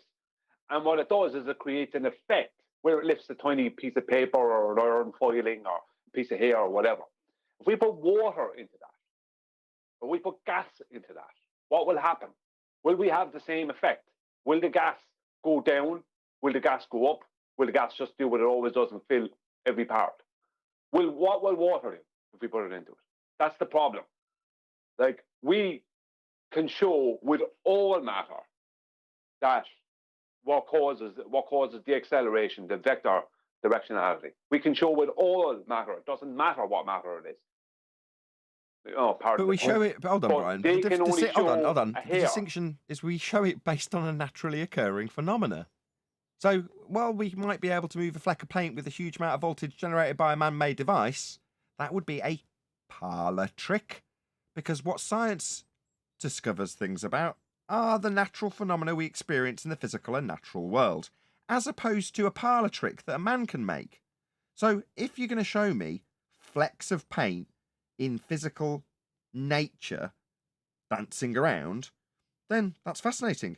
You can maybe science that phenomena and figure out the cause of that phenomena. But that's all I'll be interested in. Your if A will be what causes little specks of paint to dance around in nature. Because we're all super concerned with this natural phenomena, are we? Because that's the first step in the scientific method. Because it excludes parlour tricks at the first step. When you ask, what's the natural phenomena we're observing? And they go, the Van de Graaff generator moving a bit of paper. You know, that's not a natural phenomena. I'm not going to concern myself with something that you've put together in a parlour trick to make happen. That's you causing that, you dumbo. We are concerned with what happens in the physical and natural world. We are interested in the world around us because that's what we've been duped about.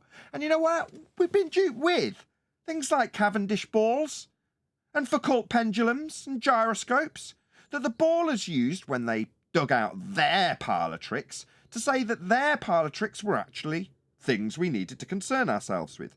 And do you know what we said to them when they pulled out their Foucault pendulum? Or their balls in a shed? We said, where does this happen in nature? For us to concern ourselves with it. Where does your premise in this tool, this gizmo, this gadget, this parlour trick, where does the mass that you say attracts mass, where does that happen in nature? Because if it doesn't happen in nature, we're not concerned about it. Because it's not part of our physical world to concern ourselves with. Oh, unless you induce it as a man. Oh, well, then we already know the cause of why this little bit of paper moved. You did it. You with your parlour trick. When you turned on your man-made device and made it move. Because it's sure as shit ain't doing it in nature, is it?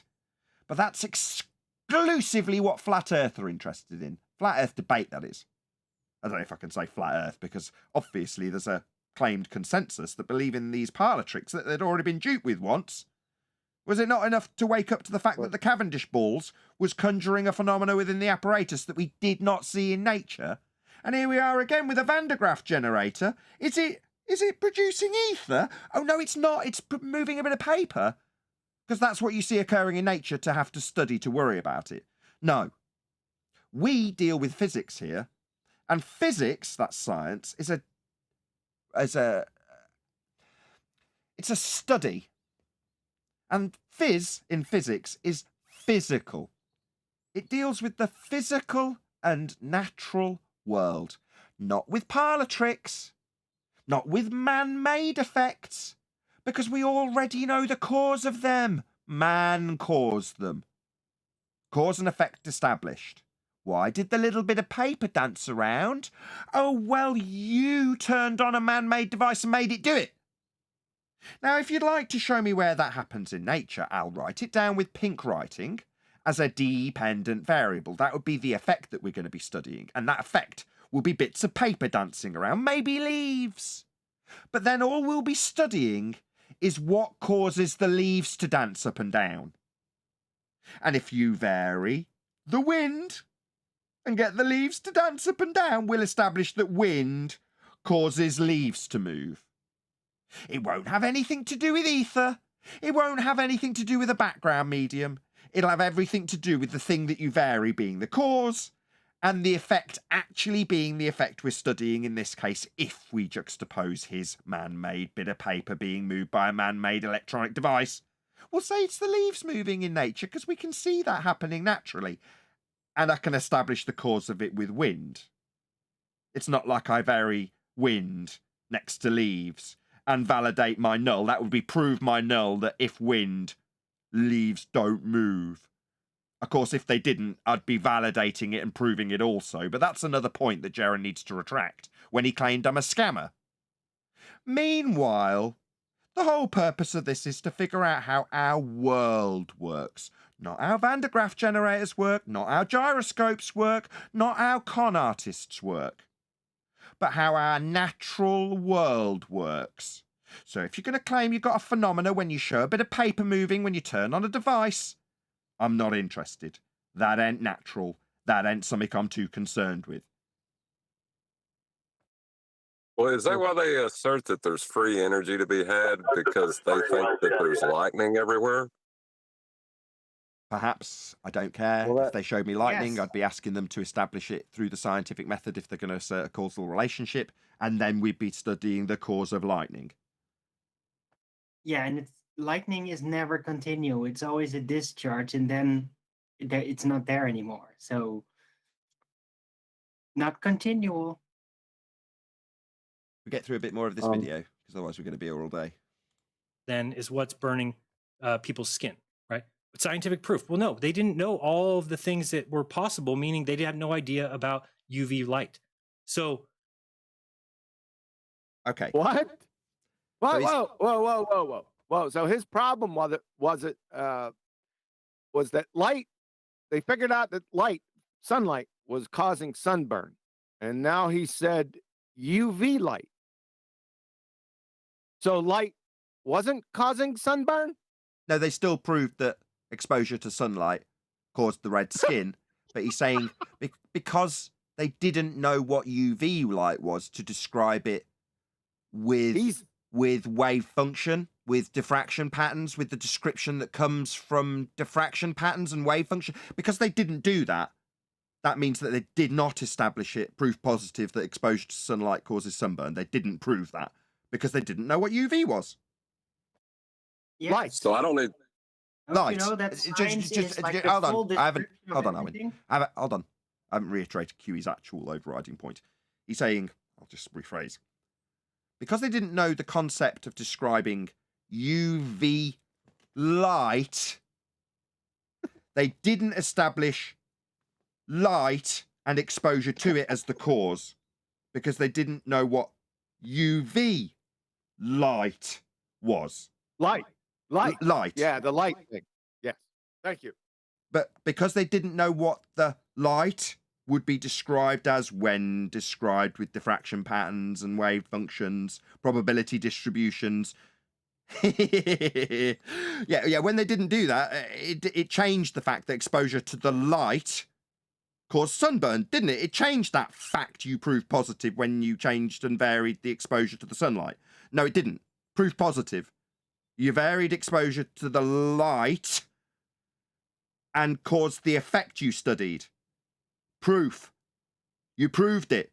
You proved that the exposure to the light caused the redness of the skin. That was proof. But Nathan, you didn't know about unicorns yet, so it's all invalid. Hold on a sec. That's Hold on. twist. So I can ignore everything I know about UV light and just walk out in the sun and I won't get sunburned now, right? I mean, if you don't know about the convention that's derived to give them these different wavelengths of light their name, I mean, obviously you're completely protected from the light and the exposure to it, because we did not prove that the exposure to this light caused the redness of your skin. So you'll be fine, I think, based on Jaren's logic. Nah, that's a bit of straw man too. But it's Well, ridiculous to negate a fundamental light science establishment when there is like another aspect of it that had not been discovered yet. And this is a ridiculous assumption. Just because you discover something new doesn't mean that it negates the old. The old was already established through experiment, and that is repeatable. So it's going to stay. It's not going to change just because something new was discovered about it. Well, the astronauts didn't know Well, they there were was- going through the Allen radiation. belt Neil either. first. Go ahead, That's Neil. why they didn't get cancer. Go ahead, Neil. I said the astronauts had no idea they were flying through the Van Allen, right? Radiation. So they didn't get cancer because they had no clue. So they're good. Yeah, but they didn't go through a vacuum of space. That bit's a complete lie. That would be a violation of the second law of thermodynamics to assert it. So the conjured consequences of a medium that doesn't exist, aka outer space, a sky vacuum, are irrelevant when the narrative doesn't include them, because you can include radiating cancer-causing particles in Narnia today in the narrative. But it won't affect that the kids didn't die of it because it wasn't part of the narrative when you described Narnia last time. Yeah, it was still fake then, it's still fake now. There is no outer space. If there was, we'd all be dead because the gas we're breathing would be filling that space because of entropy. It doesn't, we haven't, there is no space, so it doesn't matter what invented consequences happen in the Van Allen belt. Who else? Well, it is interesting. No, though. hold on. The aluminum foil or whatever that was is just really good at blocking Van Allen radiation. Yeah, you can create something that will like counteract the radiation and poisonous gas that I created in Narnia, also, Arwin. But it doesn't change the fact that Narnia's not real, outer space isn't real. If it was, we'd all be dead. So that's a complete hoax. There is no outer space. If there was, we wouldn't have any gas to breathe. The gas would vacate. It would fill the space. And they call space, the space the gas could fill, if it were real, space. Yes, I agree. But if they did go and they went through the radiation belt, then I bet that the aluminum foil protected them against the radiation, even though they didn't know what was there Nice yet. try, nice third attempt. So if we concede that we will reify Narnia, in this case outer space, into existence, then in the narrative of Narnia, aka outer space in this context, they would be safe with tinfoil against the imaginary bogus Van Allen belt radiation that they're not going to suffer because it's in a region that doesn't exist. Yeah, you're not going to get away with this, Armin. It's never going to happen. Let John speak, please. No, You that have was 3 goes. perfect. 3 goes. That was perfect. Thank you. Well, I was just going to say, the astronauts are lying about going somewhere, and they use the same logic that Neil just pointed out to justify why this non-existent place didn't hurt them. Now, Jaren's using it in the same way, the same faulty logic. Is that telling? Very. Well, that's why I just prefaced the That's show why and I ended the said- housekeeping questions with the any single viable hypothesis from any of the fields of astronomy, cosmology, or ether belief. Just shout out Retro Bill before we go on. Also, I was asking about the scientific method question in regards to scientific evidence in general, and it's because it's very telling.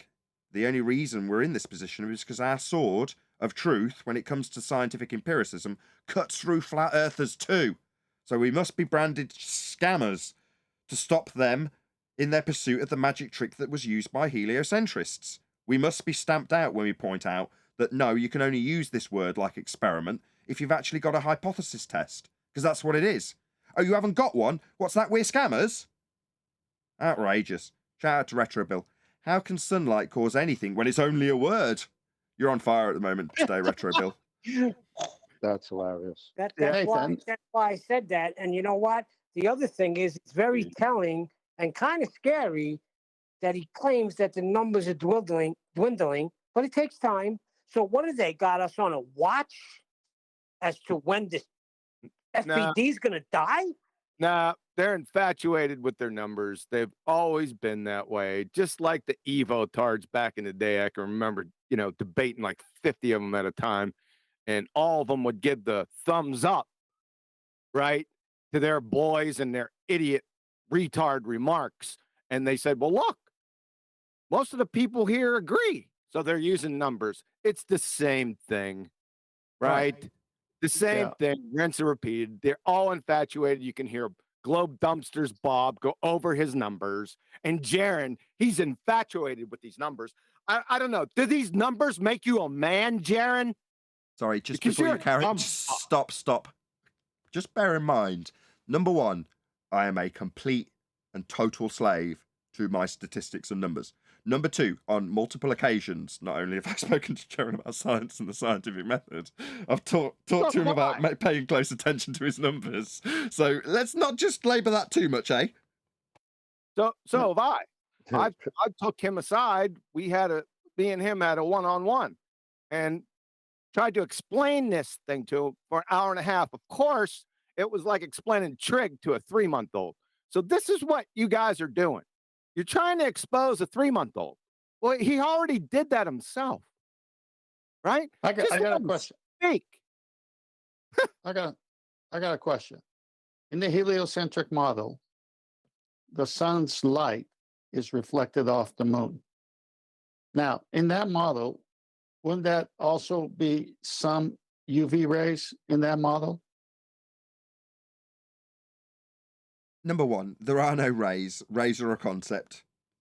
Number two. No, I know. Let's not get pedantic here. My question is this. If I go out all night on a full moon, am I going to get moonburned? Probably not. Okay. Now, does the moon light have UV rays? That's a good question. I don't actually know the answer. Yeah, it does, but not a lot. The sun has more, and a lot less infrared also. Okay, so we've established, if once we check it out, that the moon emanates UV light at a smaller scale. Hang on. Well, let me finish. Arwen just told you, yeah, it does. Where did Arwen validate this? I just said once we validate it. That's why I said what I said. I don't know. Go ahead, Ted. But the point is, light is light. And if the sunlight back then, before they could build upon knowing more about light and seeing the spectrum and the UV, it was the light of the sun that people were exposed to, and they were getting burned, but they weren't getting exposed to the moonlight. So now if we've learned more about light, and as refractive curvature, John said, well, you just build upon it, but it doesn't change the fact that staying out in the sun, you're going to get burned. I don't understand. It doesn't change anything from what is the cause of it. You just find out more about it. Yeah, it's not like your cause all of a sudden turned to, oh, it's darkness that provides suntans. Like, no, it's still the light, but now you have further information. Now you can build upon that, like John said. But it changed your previous cause because it's still coming from the light. And even if now we say, well, UV light is the reason, well, we don't know all possible things. So it's our best guess. It's the closest we can get to truth. Okay, that's it. It is not. Landry, did you sign up for? Okay. Sounds like a glober. No, but guess we do in a hypothesis. There is a best guess. Your supposition of cause yet to be validated. That's what a hypothesis is. Your best guess for what causes the effect. But do you know what you're going to do after you've made that best guess? You're going to vary it and see if it causes it.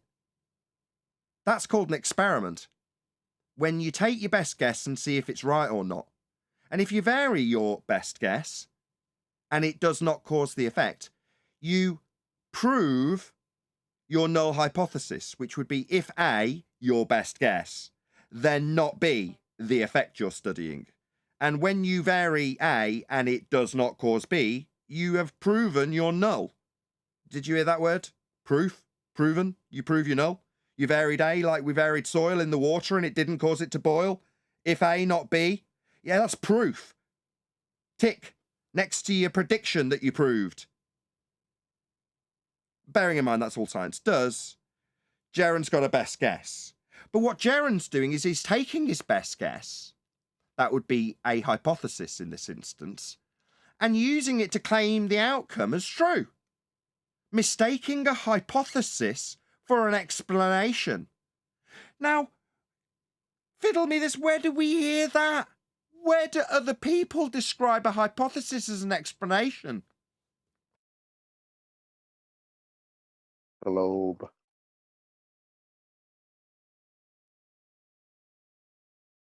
For Patreon, I saw that today, or I saw somebody named Landry. Anyway, so the idea when I hear, and this is why I laugh at Neil deGrasse Tyson. He's the only one who says science is true whether or not you believe in it. Guess what? Stop. There you go, right there. That's Jeran's idea of science. Neil deGrasse Tyson. Did you catch that? He's confusing pseudoscience with actual natural science. Remember that I warned them, idiots, for the past, 6 years, starting off on Bassano's channel when I used to put up, remember I always put up that introduction about the pseudosciences, paleontology, anthropology, archaeology, geology, evolutionary biology, whatever that is, and yes, I'm still laughing, theoretical physics, astrophysics, cosmology, and friggin' astronomy. Remember, I always used to do that when I just did it a couple weeks ago. And then I juxtaposed it with the actual sciences, and I said, don't confuse the two. Remember, I've been doing that for years. He still doesn't get that. He thinks science is Neil deGrasse Tyson and what he represents, astrophysics. What he represents isn't what he's saying. It's stolen valor. What he's doing when he says science is right, whether you like it or not, is reaffirming what you were taught in 5th grade, that science is empirical. Oh, that's brilliant. Well done, Neil. I totally agree. Have you got any? What's that? You haven't got any? So it matters not how true science is for Neil deGrasse Tyson, because he hasn't got any. No, what this shows, one second here. What this shows is that Jeran never watched us or paid attention to what we were saying. That's what it shows to me. Yep. So he's going off of all them fellas do this thing. It's a what's the fallacy QE where they everyone's lumped into the same box. Oh, I can't remember the name of it. Where you're tarring everyone with the same brush. Stereotype fallacy. Stereotype fallacy. Yeah, he's stereotype. Yeah, they're all just this thing. He doesn't watch, doesn't pay attention to any of it. He thinks that he's too important or doesn't need to know these things. I know why he does. But even if he didn't watch, Nathan said that he tried to discuss this with him. I did for an hour and a half, personally. So You're missing it here. He did watch. He does know, and it's more scarier. Oh boy, that's too deep there. That's nah. You're going into another realm there, 10th. If science proved things, then science would be true whether or not you believed in it. But that's the biggest joke of a statement of all time. So, Jeran agrees. If it was true, then science would be right whether you like it or not. Yeah, that's all we've done for the last 2 hours on this live show. Explain how you can only have one outcome if you vary something you assume causes your effect. That would be your best guess. And then it either confirms that it doesn't, that's proving it doesn't, or it does. That's the logic behind this method. And the stolen valor that Neil deGrasse Tyson employs when he says that fact is just to grease the skids of his just so stories, because they don't come with the science that is right whether you like it or not. But you might think that he's got that next time he says the word experiment and talks about an observation through a telescope. Nathan, this is the main part that I did in the pre-show. He says there's proof, but it doesn't prove things. And then he contradicted himself by saying, it wasn't until Zach showed this experiment with the Van de Graaff. Right, hang on. The guy named Zach, whoever he is, he saw that experiment from Zach in the Van de Graaff generator. And he says that's when he changed his position. So if the first thing you said, Jaron, there's proof, but it doesn't prove anything, and then Zach showed something, and you said you changed your position, did you change your position for the lack of proof or the lack of it proved something? This is insanity. Oh, you're pointing out the contradiction insanity. They're walking contradictions, aren't they, Ken? Let's Which Van de Graaff? look I have a it question. here. Where does it say? Does science prove everything? Wait, I wanted to find the one. When theory becomes a fact, who decides? What is a theory? Can science prove things false? What is true? Does science prove things? There was a good article that I was. Oh yeah, this one. This is a article I've read in the past. Scientific American. Hello, are you going to resolve today? Thank you. So this is a good little. I think it's here. So it's talking about, because July 1st, 2021. So it says the COVID crisis has led many scientists to take up arms, or at least keyboards, to defend their enterprise. And to be sure, science needs defenders these days, but in their zeal to fight back against vaccine rejection and other forms of science denial, some scientists say things that just aren't true. And you can't build trust if things you're saying are not trustworthy. So, I wanted you to stop there because that was the famous Google scroll. That was freaking hilarious, man. It's freaking Google scroll. That's you. What a clown, man. I'll tell you what, I downloaded this, for those days that, just not feeling well and there's not too many things that are picking me up. I saved your video for this exact thing. I love that Google scroll. Between that and the scurvy is just a word, I need that for a pick-me-up. So thanks, man. Freaking bozo. One popular move is to insist that science is right, full stop, and that once we discover the truth about the world, we are done. Anyone who denies such truths, they suggest, is stupid, ignorant, or fatuous. Or, as Nobel Prize-winning physicist Steven Weinberg said, even though a scientific theory is in a sense a social consensus, it is unlike any other sort of consensus in that it is culture-free and permanent. Well, no. Even a modest familiarity with the history of science offers many examples of matters that scientists thought they had resolved. Right, which is why when Neil deGrasse Tyson says, whether or not you believe in science is true, it's like, no, dipshit. What about when it wasn't true in the past? Was it true then? Of course not. See, that can't be the case. And I'll explain why. Because if you put something through the scientific method, to be true then and not true now would mean it would violate the law of non-contradiction. Let me explain. Exactly. If you've proved or proven that you vary the soil content in water and it does not cause it to boil, then you have automatically, permanently discounted the alternative hypothesis. Now, that was your supposition that the soil content did or would cause the water to boil. Now, you can't have that change with time. It's not affected by entropy. Once you establish the cause, or in this case, not the cause, that will never, ever change. Because if it did, you'd have soil causing water to boil and simultaneously causing it to not boil. You can't have both be true at the same time. And this is the essence of scientific empiricism. Upon performing an experiment, that thing that Jaron's stealing valor from when he calls his ether tests, again contextually a hypothesis test, an experiment, he's stealing valor from what that actually means. It means the actualization of the process that has only one outcome provable. Either you vary soil and it causes water to boil, or you vary soil and it doesn't cause water to boil, and both cannot be true. Once one is proven, it will always be the case.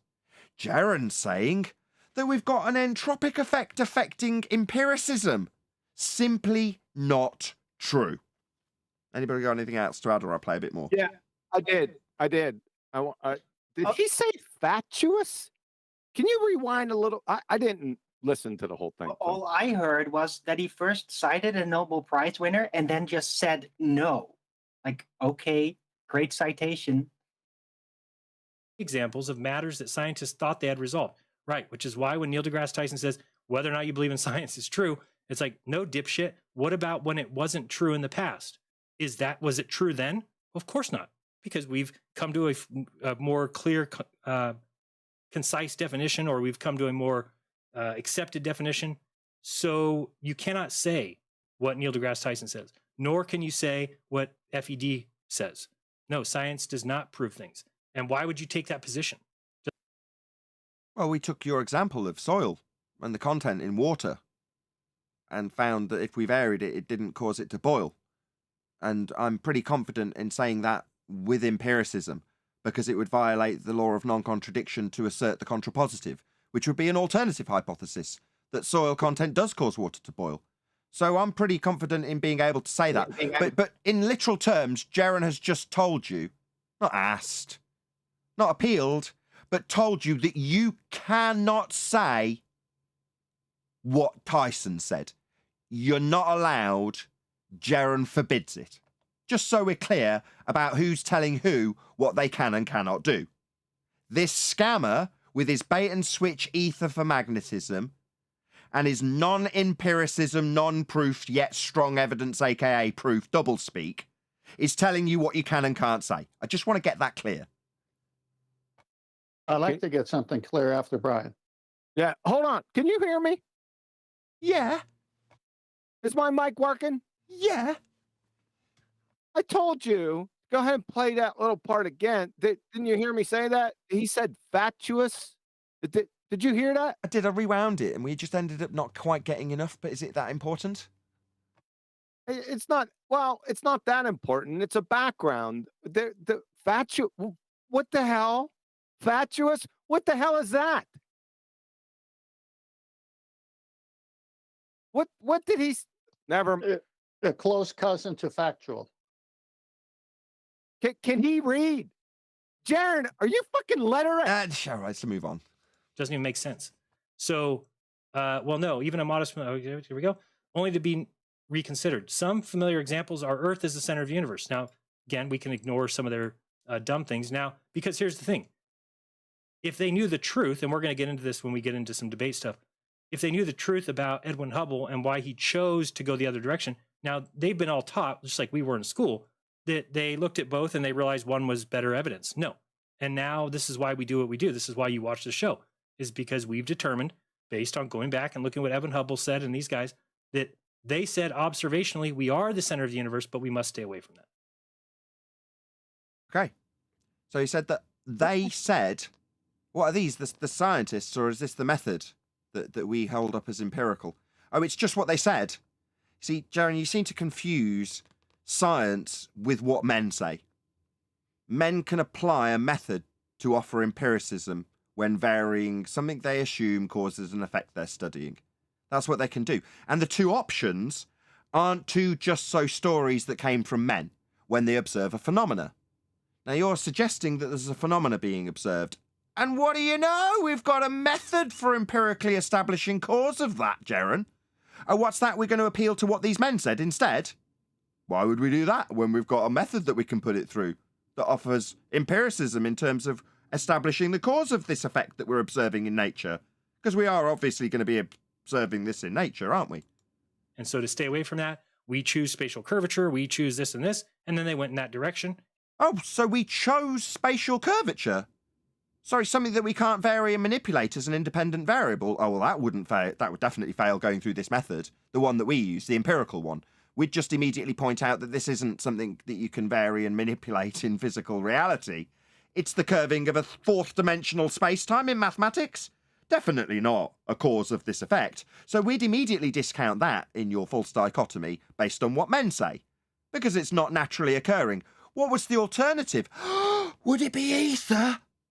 And that we can vary and put through the method. Oh no, it fails on its ass because we can't vary it. It's not real, and it's not part of the hypothesis that you'll present because you haven't got one. Ergo, this isn't the empirical science that can prove things. Oh, my bad.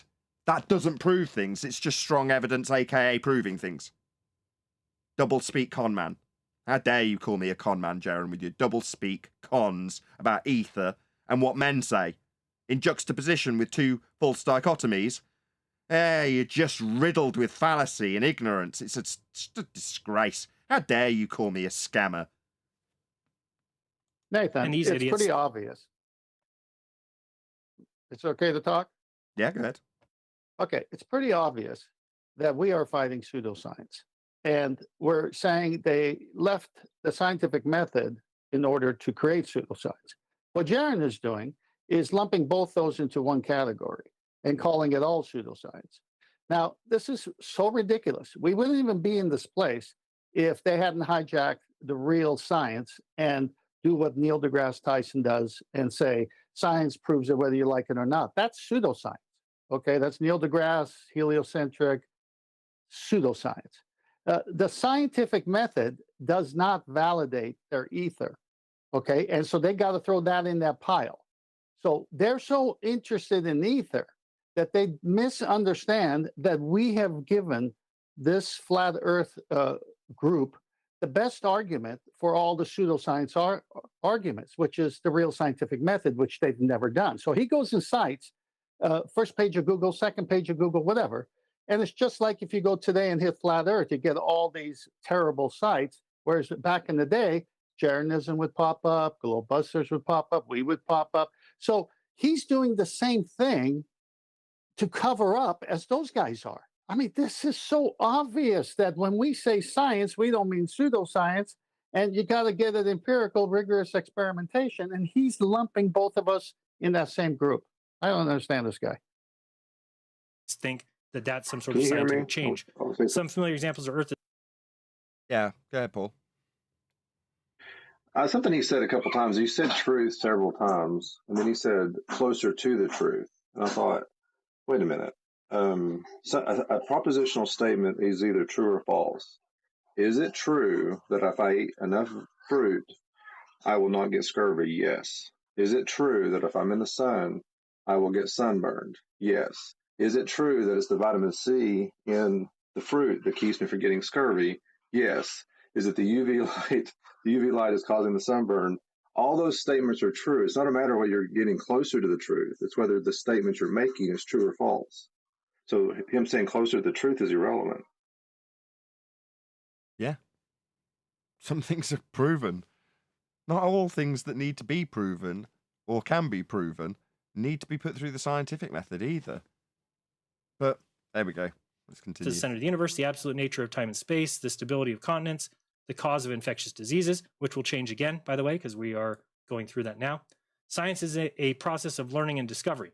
Sometimes we learn that what we thought was right is wrong, Stop that there. which is great. That This one is why did my head in yesterday.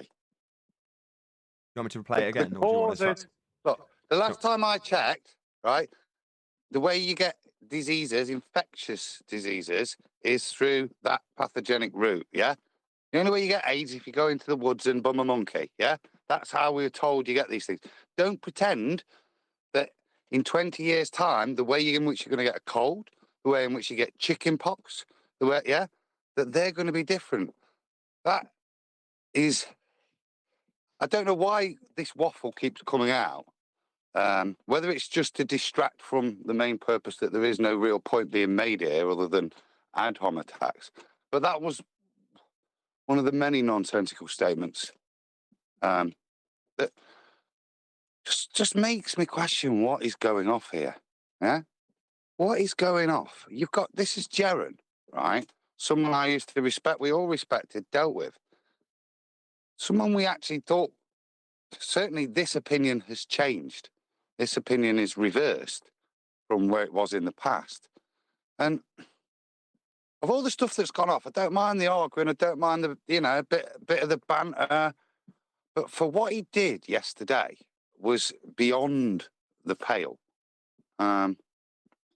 to make the accusation against the fellow flat earther that he did to Nathan, that shocked me. Of all the, and I've sat here and I've took a tirade of abuse, private messages I've not shared from Bob, yeah, that just cast them in a very bad light. Lots of bad behaviour as this has gone off. But one thing I did not expect was that. That has really shocked me. And the only reason I could think is they're losing that bad. That this is where this argument has got to now. As you go through these joke statements that elicit a response because they are so profoundly ignorant, to be perfectly honest, the only thing I think is they've backed themselves into a corner now, where instead of and then again projection, because this was cast at us, at Nathan, but I think they've backed themselves so far into a corner that the only way out is to do what they're doing, which, like I said, doesn't surprise me some quarters, but for it to come out and actually hear it directly from Jaren yesterday, it's absolutely shocking to me. Absolutely shocking. Hear what? Be specific. The scammer indirectly. Yeah, we can all have as many arguments as disagreements as we want, but to do something like that, I think was pretty darn low and shows the strength of what they've got left in their argument. If that's where they want to go, a direct lie, because it wasn't supported with anything. Just it's the only reason I can think that they have to do this. So he must be a scammer. We've not changed in the 5 years. It's you guys that are changing. It's you guys that are wanting to rewrite the rules that undid the ball, yeah? To rewrite the standards that have lifted the veil, yeah? It's not us that are changing, guys. It's you, and frankly, like I said yesterday, I was aghast. I had nothing but respect for that man, yeah? And I thought he was probably the last bit of hope in the Globebusters side. There was somebody there who was honest, was genuine, and wouldn't lie about people. But there's no way in the world I can honestly think anything other than that was a direct lie from Jaren with regards to Nathan. I'm done. I agree. I was very shocked. Oh, talk about disappointing. Talk about disappointing.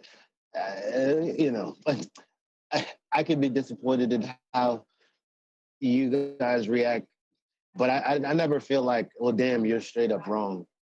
That was gross what he did, and I've been banging for Jaren since Arwen put me on to the 100 quotes that tell me we've been lied to. But just watching that was like real gross.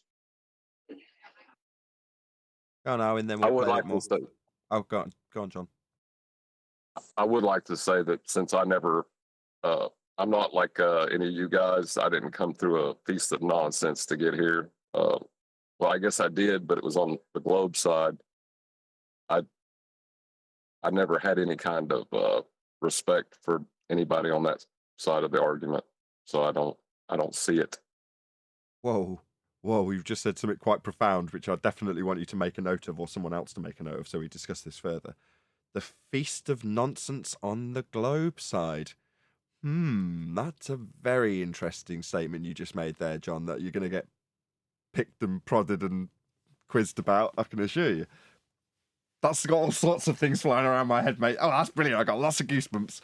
But we must continue with this. So we'll focus on Jaren, and I'll get over my excitement for that last statement in a while. Why science is awesome. Not scientism, science, okay? Science can also be understood as an institution or a better set of institutions that facilitates this work. To say that science is true or permanent is like saying that marriage is permanent. At best, it is a bit off-key. Marriage today is very different from what it was in the 16th or 18th century, and so are most of our laws of nature. Anyway, I won't go on and on. That's Scientific American if you want to look it up. So can we all... Science to marriage. It's a false Wait a equivalence. minute, laws of nature have changed? And then he went on to describe how marriage changed. It's called a false equivalence fallacy. Any other comments I don't on know that? about laws of nature. What law of nature changed? Sounds like a feast of nonsense from the Globe side, doesn't it? My I don't gosh, know. how I can don't you know about the say feast that? of nonsense from the Globe type, but I do. I really do. No, I want Jaren Well, I mean, I want to talk to about write marriage down for a second. all the laws of nature that have changed. Okay, we'll But reiterate he that. thinks Hold that on, it's just one like sec. a Just one sec, preponderance of everyone. knowledge. Just one sec. we'll get to Paul in a second, but I'll reiterate 10th Man's point. He's saying, if your assertion from Forbes or wherever it was, Scientific American, isn't that George Musa? Yeah, he writes for Scientific American. Yes. I thought he was the. I don't know if that's him that wrote that. What he's. No, but I thought he was the cited. editor. I thought he was the editor.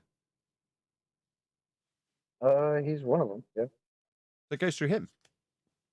But go back to laws of nature. How could they change? So I think 10th Man's challenging for a demonstration based on this citation, which ultimately does become Jaron's upon citation. It's now his claim. So what laws of nature have changed, pray tell?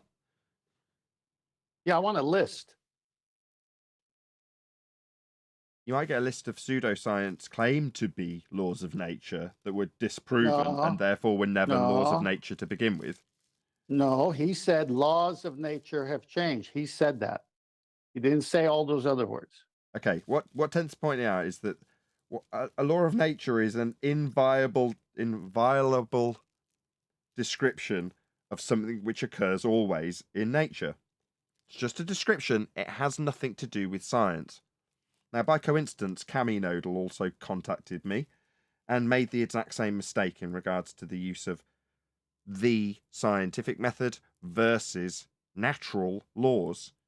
They're a very different thing. You can describe them more akin to the first step of the scientific method, which would be observe natural phenomena. That's not a Van de Graaff generator moving a bit of paper, by the way. But observe natural phenomena, you could say, well, that's what you're doing if you describe the said phenomena that you're going to be trying to science. Well, that's all you're doing when you talk about a law of nature. Merely a description of something that occurs always in nature. That's all it is, a description.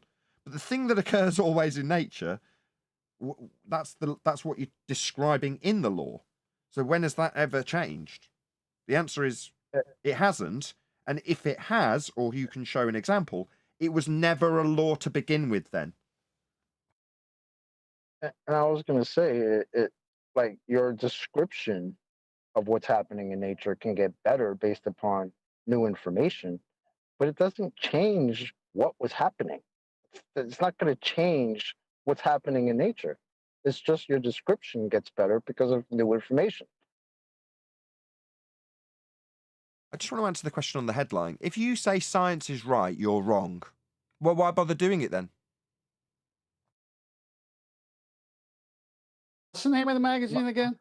Scientific American. Scientific American. And they're saying that as a title? Yep. If you say science is right, in quotes, you're wrong. Cancel your subscription right away. Yep. So why are we doing it again? And clearly, I couldn't find where people were talking about. They're like, oh, Nathan went after you yesterday. I don't know where that was. I was trying to find it. Couldn't find it. It'll be on Quantum Eraser YouTube channel, Jaron. We did an entire Ballbusters covering the nonsense assertions that Whitsitt made.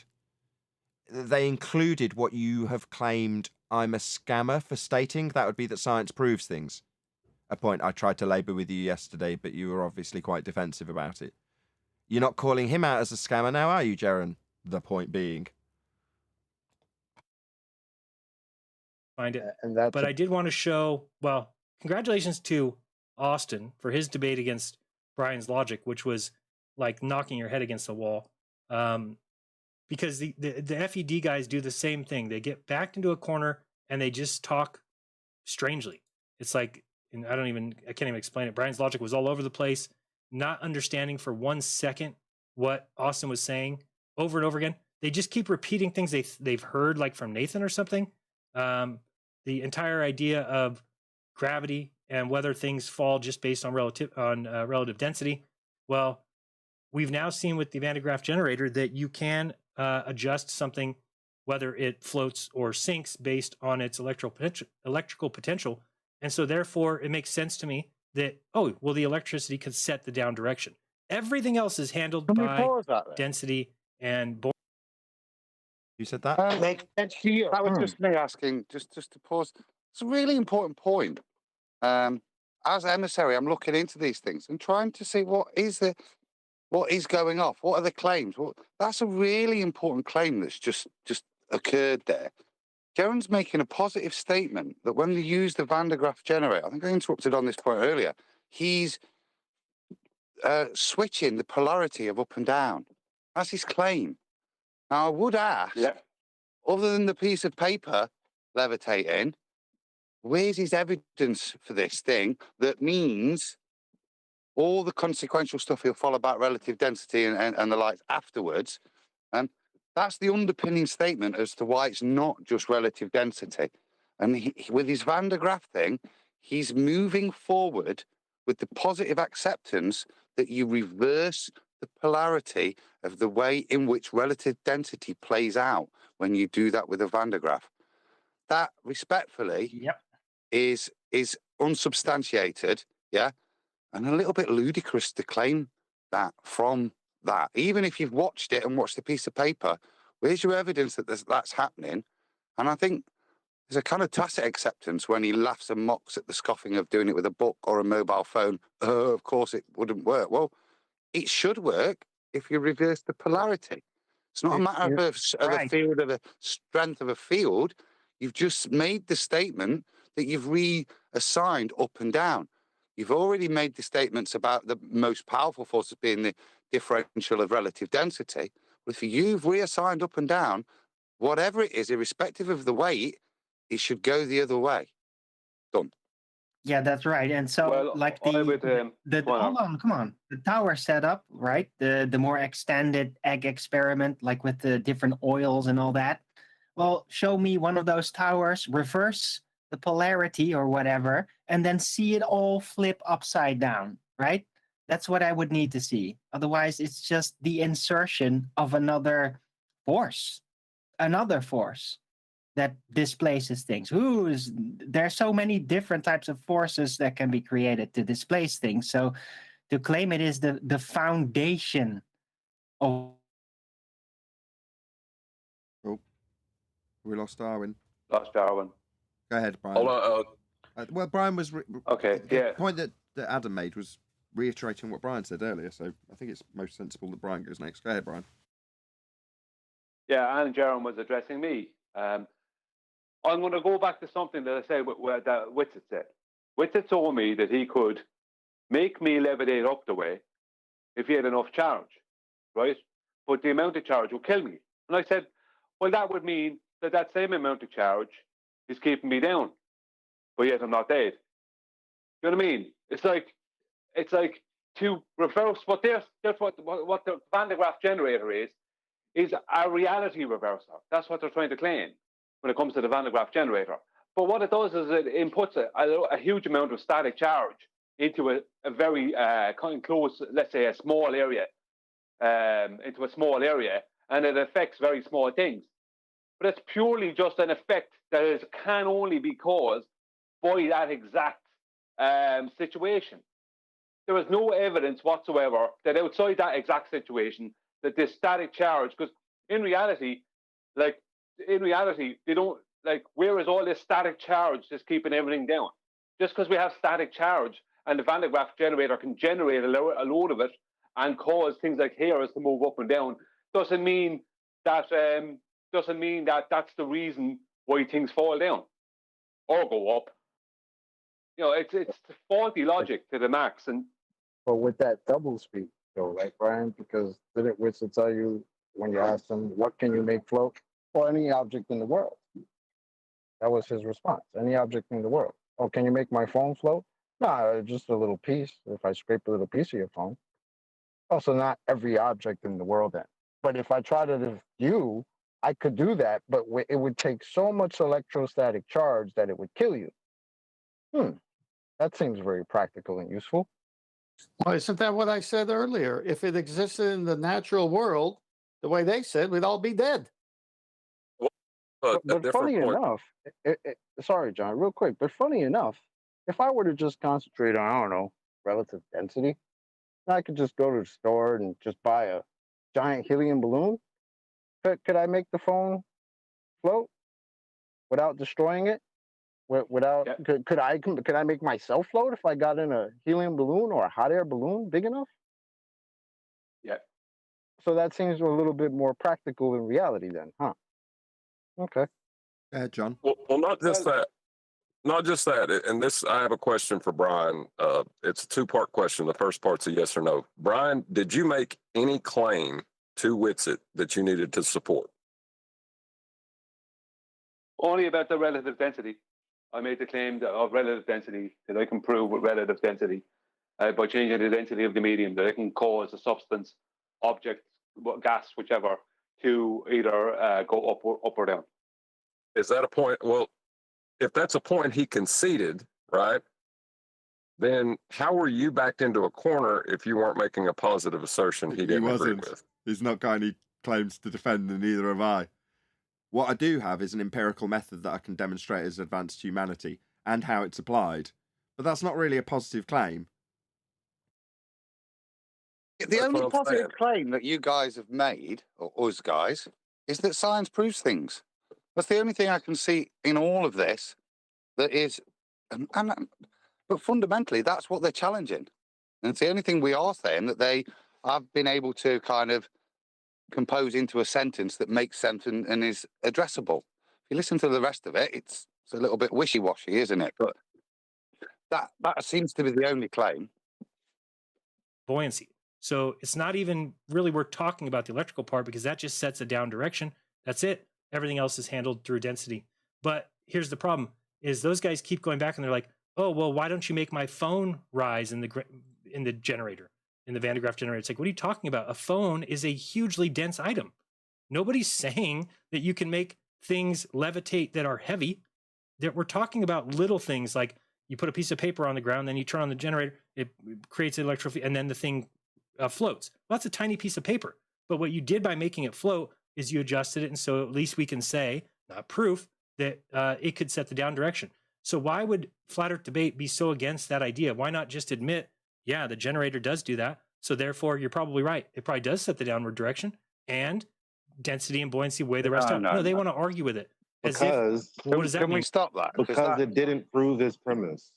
That's why he said it may be all these other words other than proving his premise in the first place. But because he can lift a piece of paper off the ground, he wants us to believe that proves his premise. Get the hell out of here.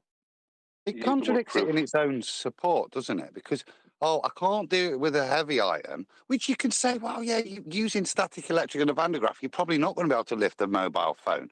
But that isn't what he's saying. He's not saying you can use these powers to lift things. He's saying you can use this to reset the orientation of down. The second you've done that, its own weight will make it go the other way, won't it? So a heavier thing will be more susceptible to move once you've reorientated down. See, that penny didn't drop till now. Exactly. Right. So within the parameters of his claim, the weight, the heavier it is, the quicker it'll shoot upwards, Jaron. Because you've reversed the polarity of the direction of down to up, right? So really heavy things are going to shoot up really, really, really, really fast, right? No. And a feather will float up gently. Exactly, Adam. And that the electrical goes away. I mean that's a very nice. Oh, sorry. You were interrupting, Jared. I mean, because this is okay. I just want to say that's a very valid retort to all this, and it's like all of the valid retorts that have come today. They won't be. Like I don't see anyone actually saying anything as it's related to anything not negative that we're saying. So we're talking about the information. We're talking about what Jaron's saying. We're saying, hey, if you're switching the polarity then, and you're switching the directionality, then yeah, the weight wouldn't matter in the sense that it's not that it wouldn't. Something heavier wouldn't go up. It should go up specifically because the directionality has changed. That's what you're trying to say is the case, but that's obviously not the case. But nobody's going to be talking about how that's a fair point. They're going to be talking about how nobody can talk here, and nobody can get any points out Nobody's proving or trying to prove scientifically anything while saying that there's all of these causes that are attributed to all of these hypotheticals that we're supposed to accept, otherwise we're atomists. It's annoying. It's very annoying. Pierce? No, it's still there. So what are you going to do with it? Well, we don't even talk about it because we just stick to our same talking points and we stick to whatever Anthony Riley came up with 2 years ago, and we're just going to stay with that no matter what. So for me, I weigh options. That's why I was in the middle. One time I was on their side, looked at it, Bob's talking this. I'm like, I don't still agree with that until I saw some of the experiments Zach did, at which time I said, oh, well, we can't deny that that's happening. So therefore, it makes sense to me that if anything set the down, it would be that. We can't Right there. we can't deny that that's happened. So what you mean you take it as proof then? You can't deny it. So you take it as being proven then if you can't deny it. All right. Oh. So this experiment that Jeran's stealing valor from the actual empirical method of science that has hypothesis actualization, aka experiments, he's got an experiment and he can't ignore it. So what? This experiment proves your ether, but scientific experimentation, where it's not just a best guess based on what a man said, but a variation of your presumed cause to see if it causes or not. That's not proof. But this can't be ignored. Your double standards are outrageous, Jeran. I mean, literally so glaring that if you can't hear them yourself, let's keep it What simple. was the article, Nathan? What was the article titled in Scientific American? I can't remember exactly. It was something like, if you think science proves, you're wrong. Okay, so he saw Zach do an experiment, okay, and he believes it. I mean, everyone, you got to see the doublespeak here. This is incredible.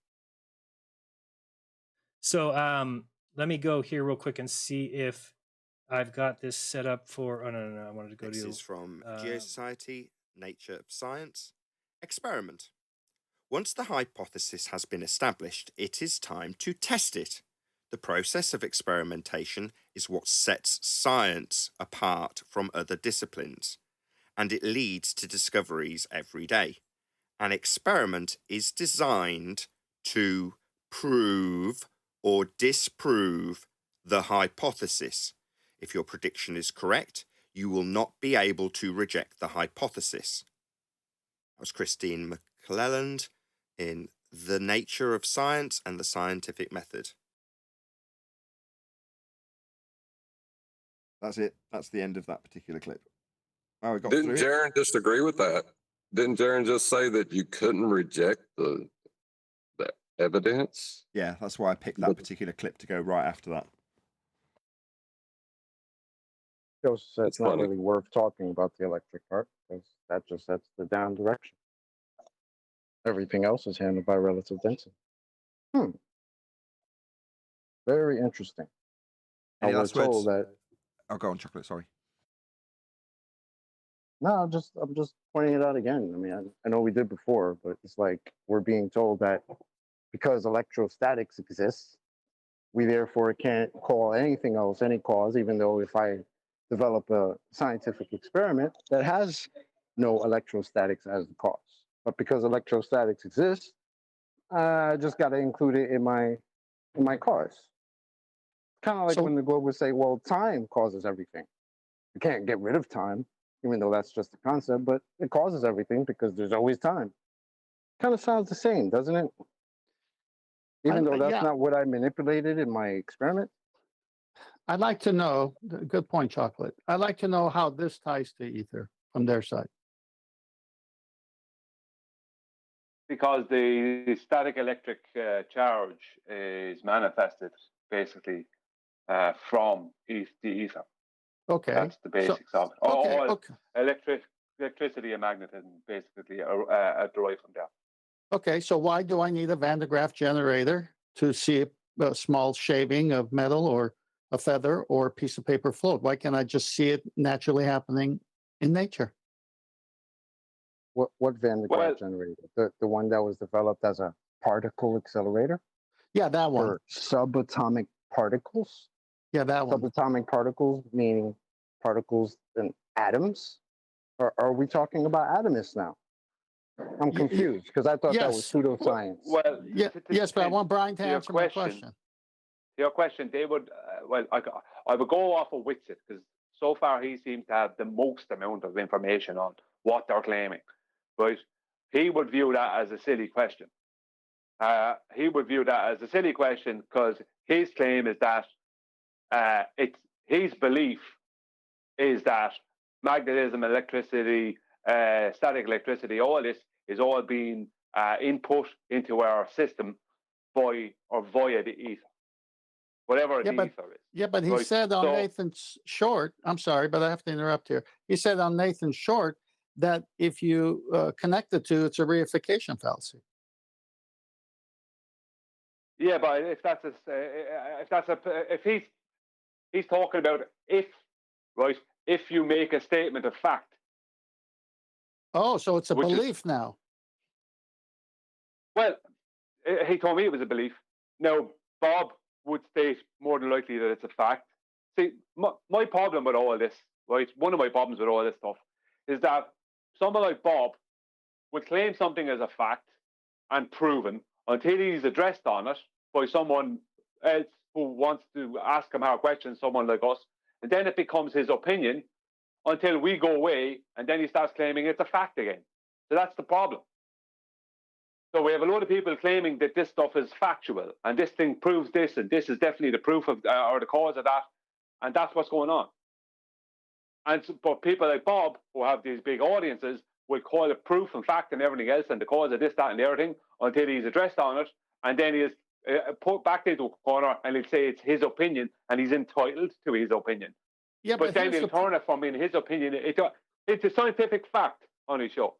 Yeah, but here's the problem. Jaron just said science doesn't prove things. Bob says ether is science. And then Witsit says it's not science. And if you reify it, you will be reifying it if you connect it to magnetism. I've got this set up for, oh, no. I wanted to go to Witsit gets it. Witsit gets it. Just wanted to find this one part. You can prove that there is a cause and effect relationship.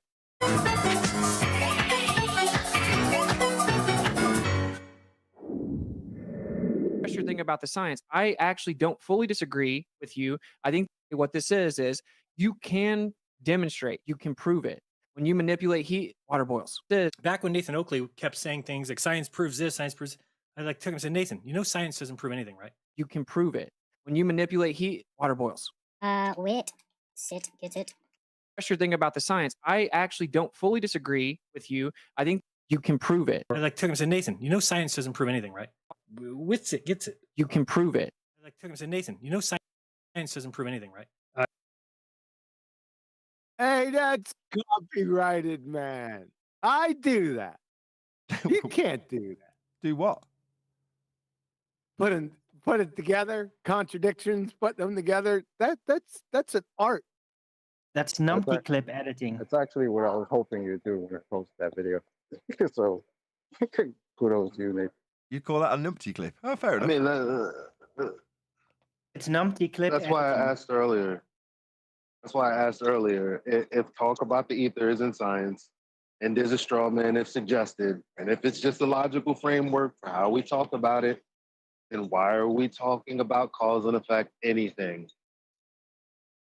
Yeah, just whistle past the direct contradiction that they just made. Right? What is it now? The 85th, 87th, somewhere in that vicinity. All right. Somewhere around that. Well, you can heat water and it boils.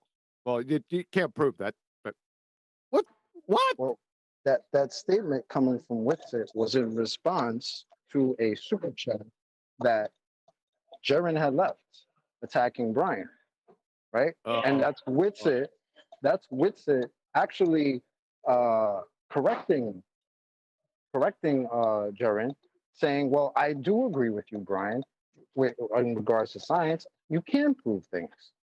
Let me get it straight. So prior to making Well, what Jaron's is that? video, this is just one of the reasons I was so furious about it as the day progressed and more information came in. Basically, having been corrected, he didn't call him out as a scammer. He called me out as a scammer. No. Yes. Exactly. Yeah, that was post. That was after he was corrected because Jaren's Joe came out afterwards. It's correct. Right. So did he go out and call the man who's pointing it out to him, in this case, Whitsitt, a scammer? No, he broadcast live to an audience and told them I was a scammer. For that exact same thing. What an absolute disgusting outrage. I need, my favorite is, and you guys already know, besides Scurvy's just a word, you know what my favorite is. The headline, the Google headline scroll through the pseudoscience garden. That's my favorite, right? Because I love that. Let's try another one. Let's try science and the earth is a sphere scroll and put that up in Google and then just Google scroll and see what they have to say on the headline. Just parrot off the Therefore, headlines. Just the headlines. Don't bother reading it. Don't do any primary source research. Don't see whether or not they're valid in their claims that they've even got any science. Just read the headlines.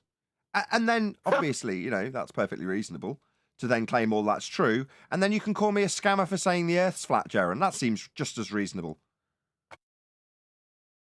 Yeah. Yeah. Keep ponding away at that C4 fire, Jaren. In fact, you should have another show tonight on this topic. And every night for the next month. That's what I want to hear. I've threatened the same. I've said the same. I've said I will keep covering this. No worries. Till we get a retraction. Now that it's we rather than just me. But I've already said that to him. Game on. If you don't want to retract it and you're going to say, oh, no, it's because you don't understand how science doesn't prove and double down on your nonsense, game on. I'll keep reiterating this. His response to me was to say, going after me won't go well for you. Well, right. I'm not that interested in self-preservation when you're calling me a scammer. Yeah, I'm defending myself here, Jaren, and I'll do it indefinitely till you make a retraction. The only problem with that is that I don't have a position to defend in this regard. You do. It's your scam ether claim, your bait and switch with electromagnetism. That's what you'll have to defend along the way, as I indefinitely point out who's the actual scammer here. It ain't me. Yeah, you cunning fucking retard. Yeah, I think that's where we'll end this live show. So with that, I'll say another huge, massive, enormous thank you to both Discord and G+ Panels for making today's live show possible. If you are watching this on either Nathan Oakley 1980 or Nathan Oakley Premiering streams, then stay tuned. As I say, there will be an after show to follow. Of course, a massive thank you to all of you who smashed the super chat, liked, commented, shared, subscribed, joined as a Nathan Oakley 1980 channel member, hit the thanks button, and all that good stuff. Once again, stay tuned if you're watching on an after show. I've been Nathan Oakley, and I will see you all in the next video.